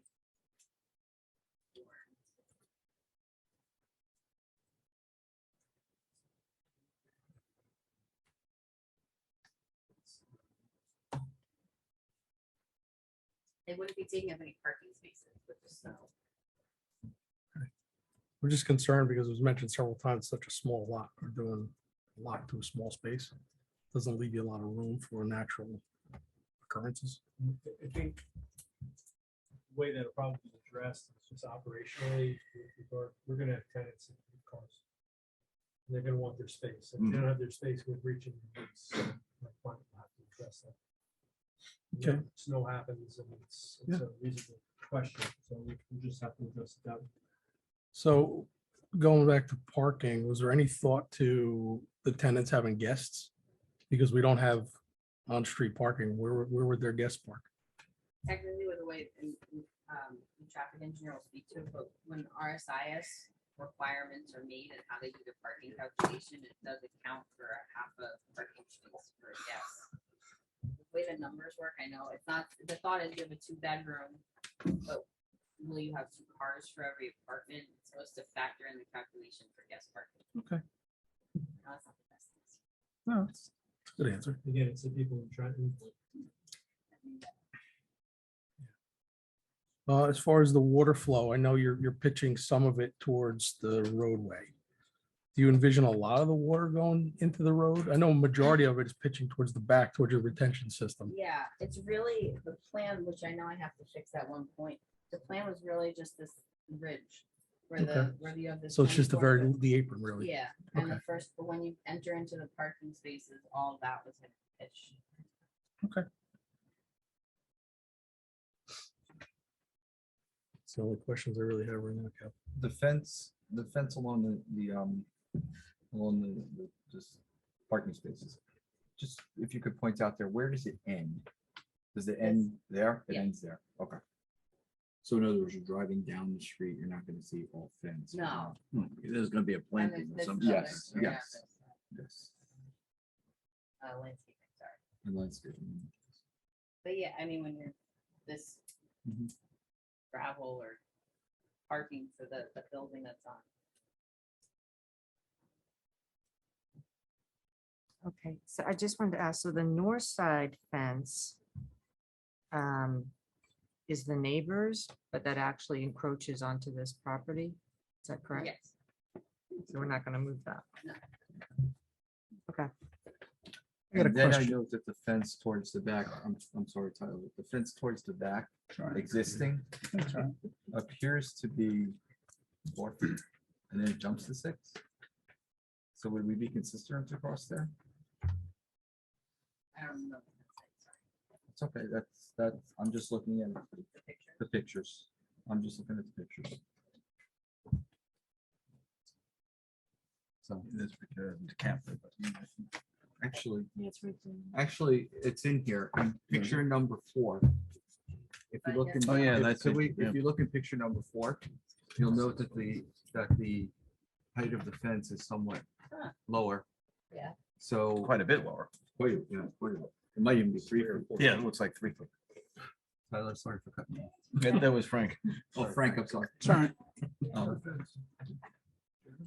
Not, I have to open to the public. Those questions. Yeah. Okay. Those are questions. Sorry. We want to be consistent. We Oh, want to and be. have someone change that Yeah, fence. yeah. I don't think it would be the applicant's Okay. position to do that. Okay. Thank you. I What's understand. on our property. It's just we're proposing, we have 5 lower than. Frank, did you have a question? I just have a couple quick ones. So when we talk about, you spoke about the retention basin and percolation. You know what type of soil conditions you're dealing with right now? No, not at this time. And one of the conditions from the engineer was to do a Perk soil test? Yeah, which we normally would do regardless, but we don't want to be digging and doing all that on site. We don't even know. No, I appreciate that. I think that, again, you're proposing a size which very well may change based on what your findings are with the perk test. If the percolation rate is not favorable, then the retention is going to have to be larger, or perhaps.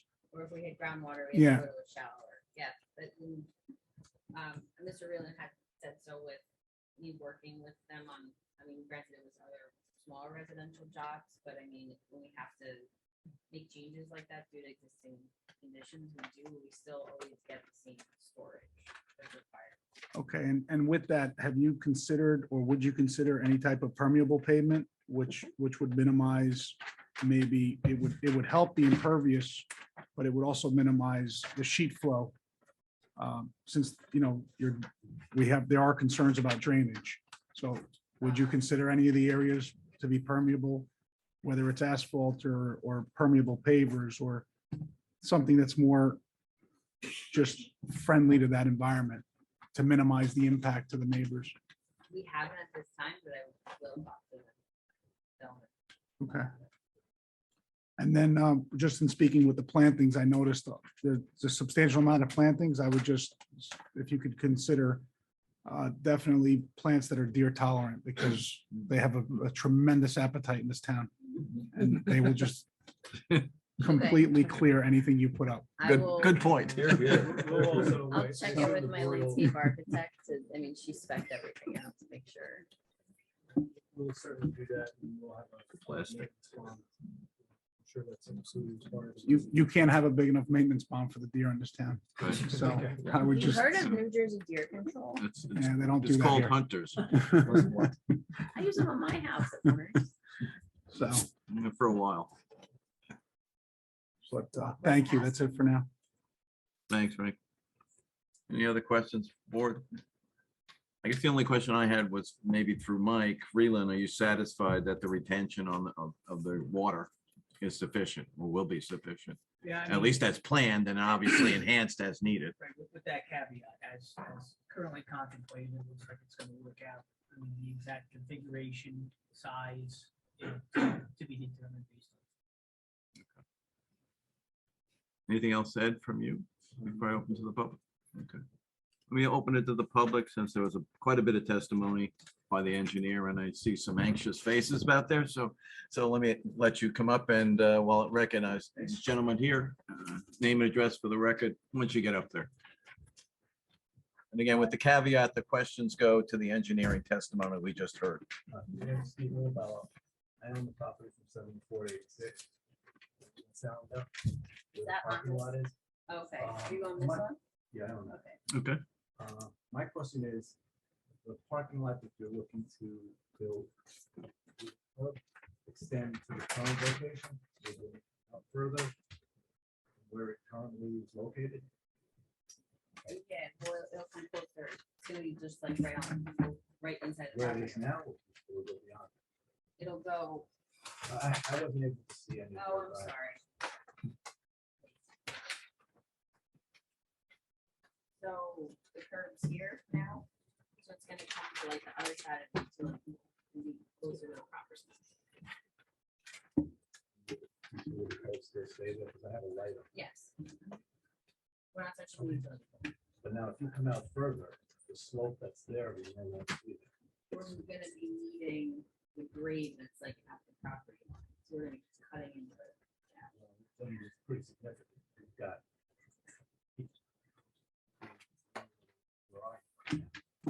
Well, I will, Unless, I mean, I don't. that's- I'll go right back now and it's a check it. slope, but Yeah. It's a big rock. I'm gonna go do another site meeting before the next meeting, so I can better speak to it. Often the last time I was there was over a year ago. Right now, it's slope, but I don't know how much slope. Beyond that slope. I will look at it. I don't have an exact answer. So would we?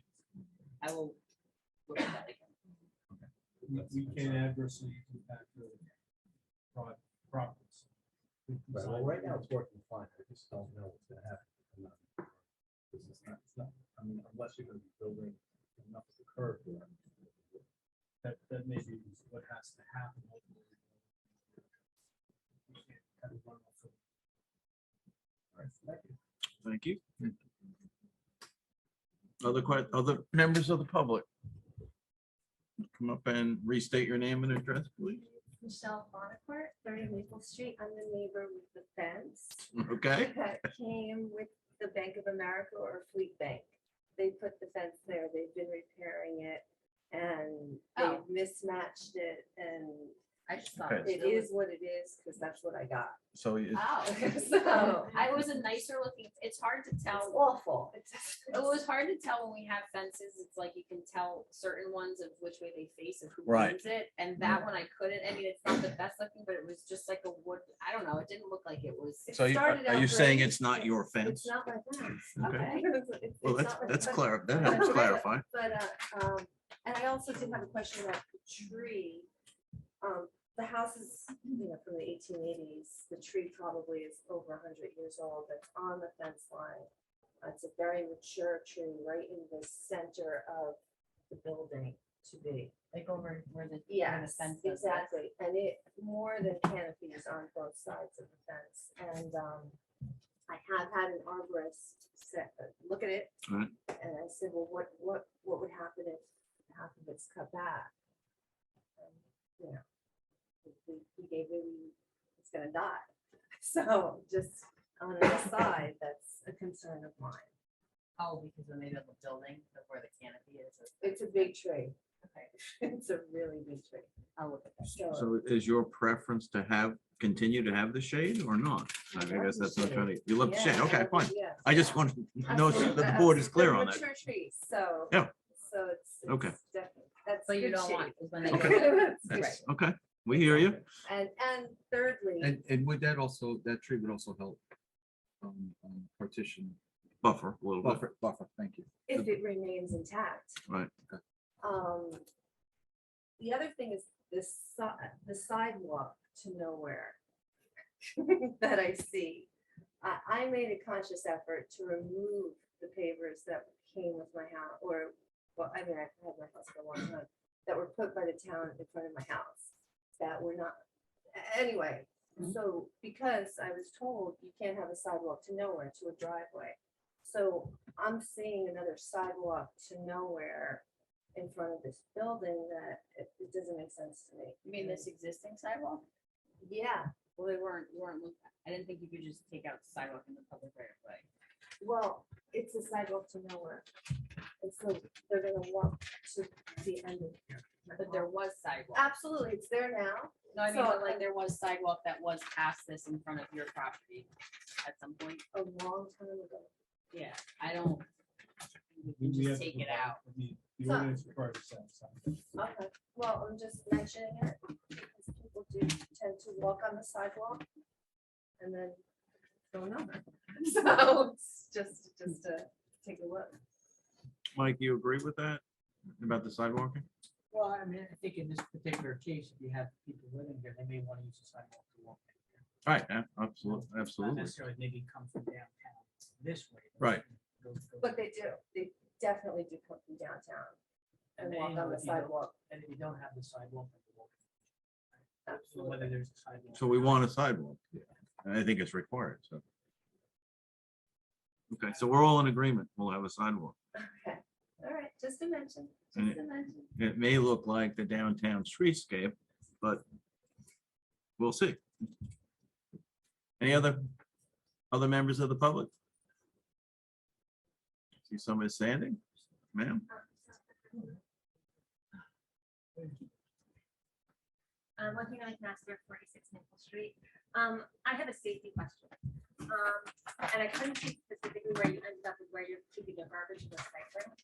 But sight of view when you're coming or into or leaving the parking lot to get onto Maple Street. I have kids that walk into town every day. How are you, first of all, making sure that not just, like, are you putting a stop sign? Is there proper safe? Markings. I'm sorry.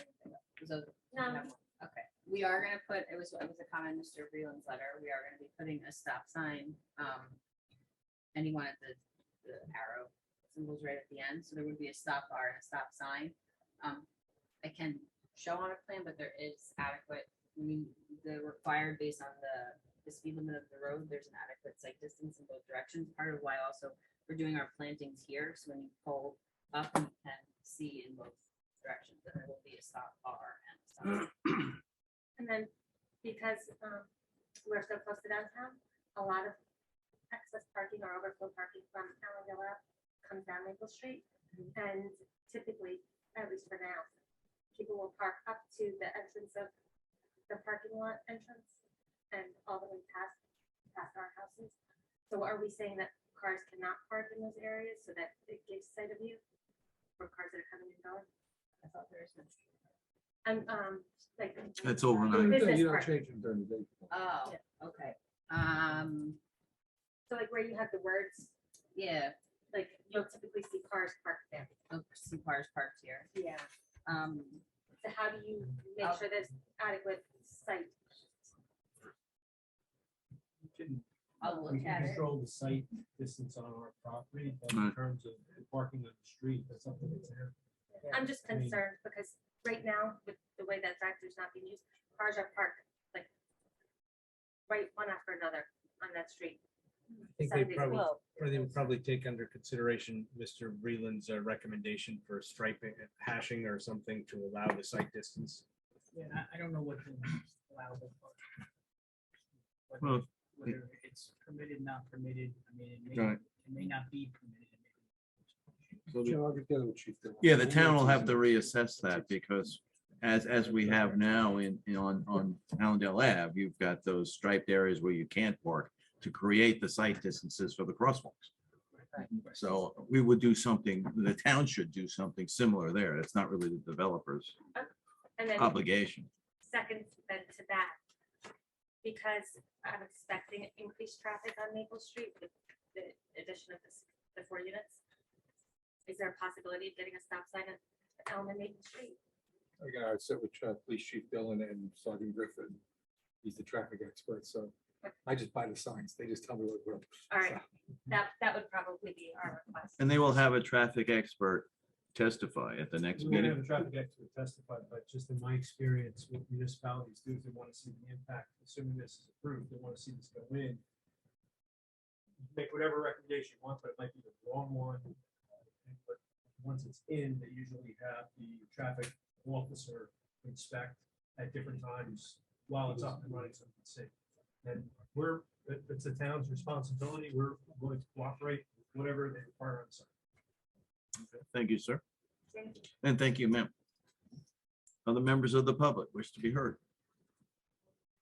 You come on back up. As far as drainage, that corner that you were pointing to, this area here, right now Right. has a puddle at my house, and so does right here, and that's just Currently. currently. So that's definitely a sloped piece of property that goes down. Towards your to- property. So their obligation is to not spill them Yeah. onto your property. So Right. they're gonna have to deal with that, So correct? I feel like that's where the river flows. Okay, thank you. That's helpful. Mike has noted that, right, Mike? Yeah, twice. And that gets into what I was. talking Thank you, about. Mike. Michael, that gets into what I was talking about earlier. with that We'll look corner. at it with the words. Fair enough. Thank you. Okay, other members of the public? Oh, gentlemen, would you please come up and, you're gonna have to state your name and address again for the record. But wait till you get up here so we can capture it. Just want to know what they're gonna do with the tree that's on my property. and their property. What's your- It's a in- 100-year-old tree. I need your name and address for the record, sir. I gave it to the- You need to do it again. Oh, sorry. Matt Rockland, 37. Thank you. Where's the This tree, right here. Which tree are you referring to?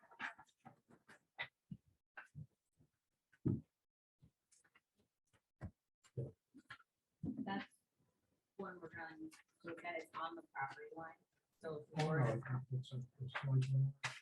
2/3 here and 1/3 there. It's 100 years old. I'm gonna need the professionals on site. Right now, I'm showing I'm the not keep gonna it. let you take mine. out, no. Okay. We're not gonna take your head down, but we're not gonna take your head. But it's a whole tree. And you can tell what's on our property. Yeah, but you only want this much. Okay. I'm not gonna let you.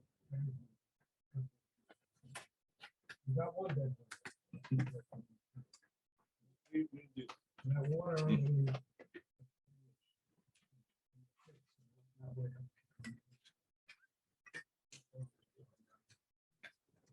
Not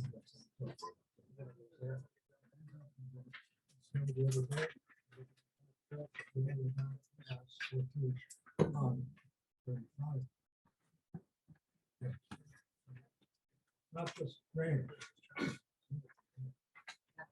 Okay. And the applicant will work with the adjacent property owner? Yes. Thank you, sir.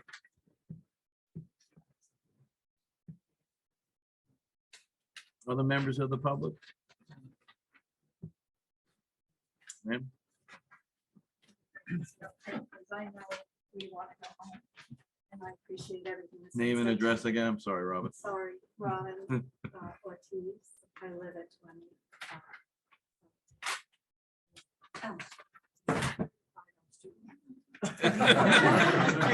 It's late. Anyway, my main concern is definitely the size of the building is quite large. Okay, then the runoff is going to be also quite large. And I do believe that we were at one point part of that salary farm because we have a tremendous amount of underground streams.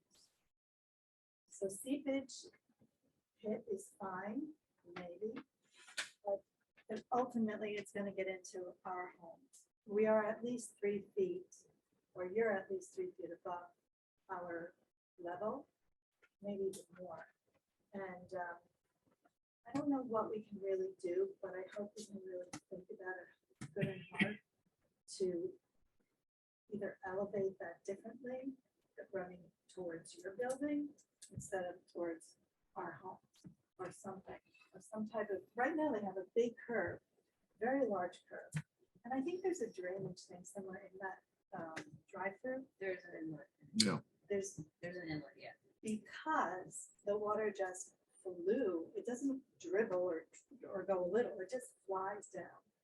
And our yards actually become ponds. You probably have some fish in there in the wet times. So I'm really hoping very much that if this does go through it, we have some help because we need it. I have 4 sump pumps in my house. I don't think that could be considered. We still get wet. So please consider that. And Thank you. And I think the applicant and the engine, your applicant's engineer and our engineer will work towards that because there is Jersey law that says they can't impact your property. So they have to contain the water somehow on their site and gradually release it. And there are techniques to do that. And one of the things I think Frank asked before was about the perk test to see if they hit groundwater, 2 feet down, that's going to be an issue. And they're going to have to change their plan. This board tries to take into consideration a lot of that. There was one application some time ago. He spent months going through the water. Okay. Like We 9 months. spent there 9 months. Okay. So we do spend time on this. And we look to it and mitigate it as best that we can within the confines of what we're permitted to do by law. But your testimony is listened to by everybody and will be taken into consideration. Okay, any other questions from the public? Nope. Seeing none, I'll bring it back to the board. I just wanted to ask real quick. So we're still at 7 parking spaces. You don't Yeah, feel like well, you can get 8. I'm gonna try to look for the 8 going forward to that. Okay. Right now we're Thank at you. 7. I'm gonna- And I think you were going to hear testimony at another meeting about the plan. I think you're going to have a planner We're and gonna have a planner and with traffic traffic, okay. Here, and you'll hear testimony that because of the proximity to the train station, we actually. You think you have some relief? RSIS is a little less stringent, and we are compliant with what RSIS states. So that's what, without a big secret, I mean, Right. that's what Mr. Simoff is gonna testify to. We could even talk to Mr. Snakis about that, see if he agrees. It's a relatively new code provision, with the okay. RSIS. But we're still gonna look for the extra spot. Or we just add an EV.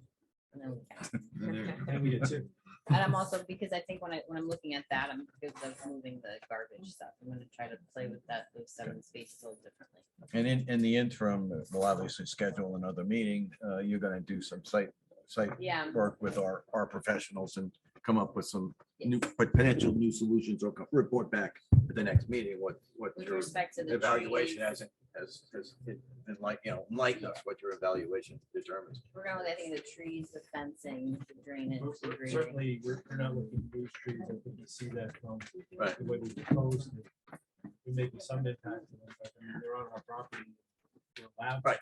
But Correct. we don't want to lose anything to the extent we could save trees. You know, we're there.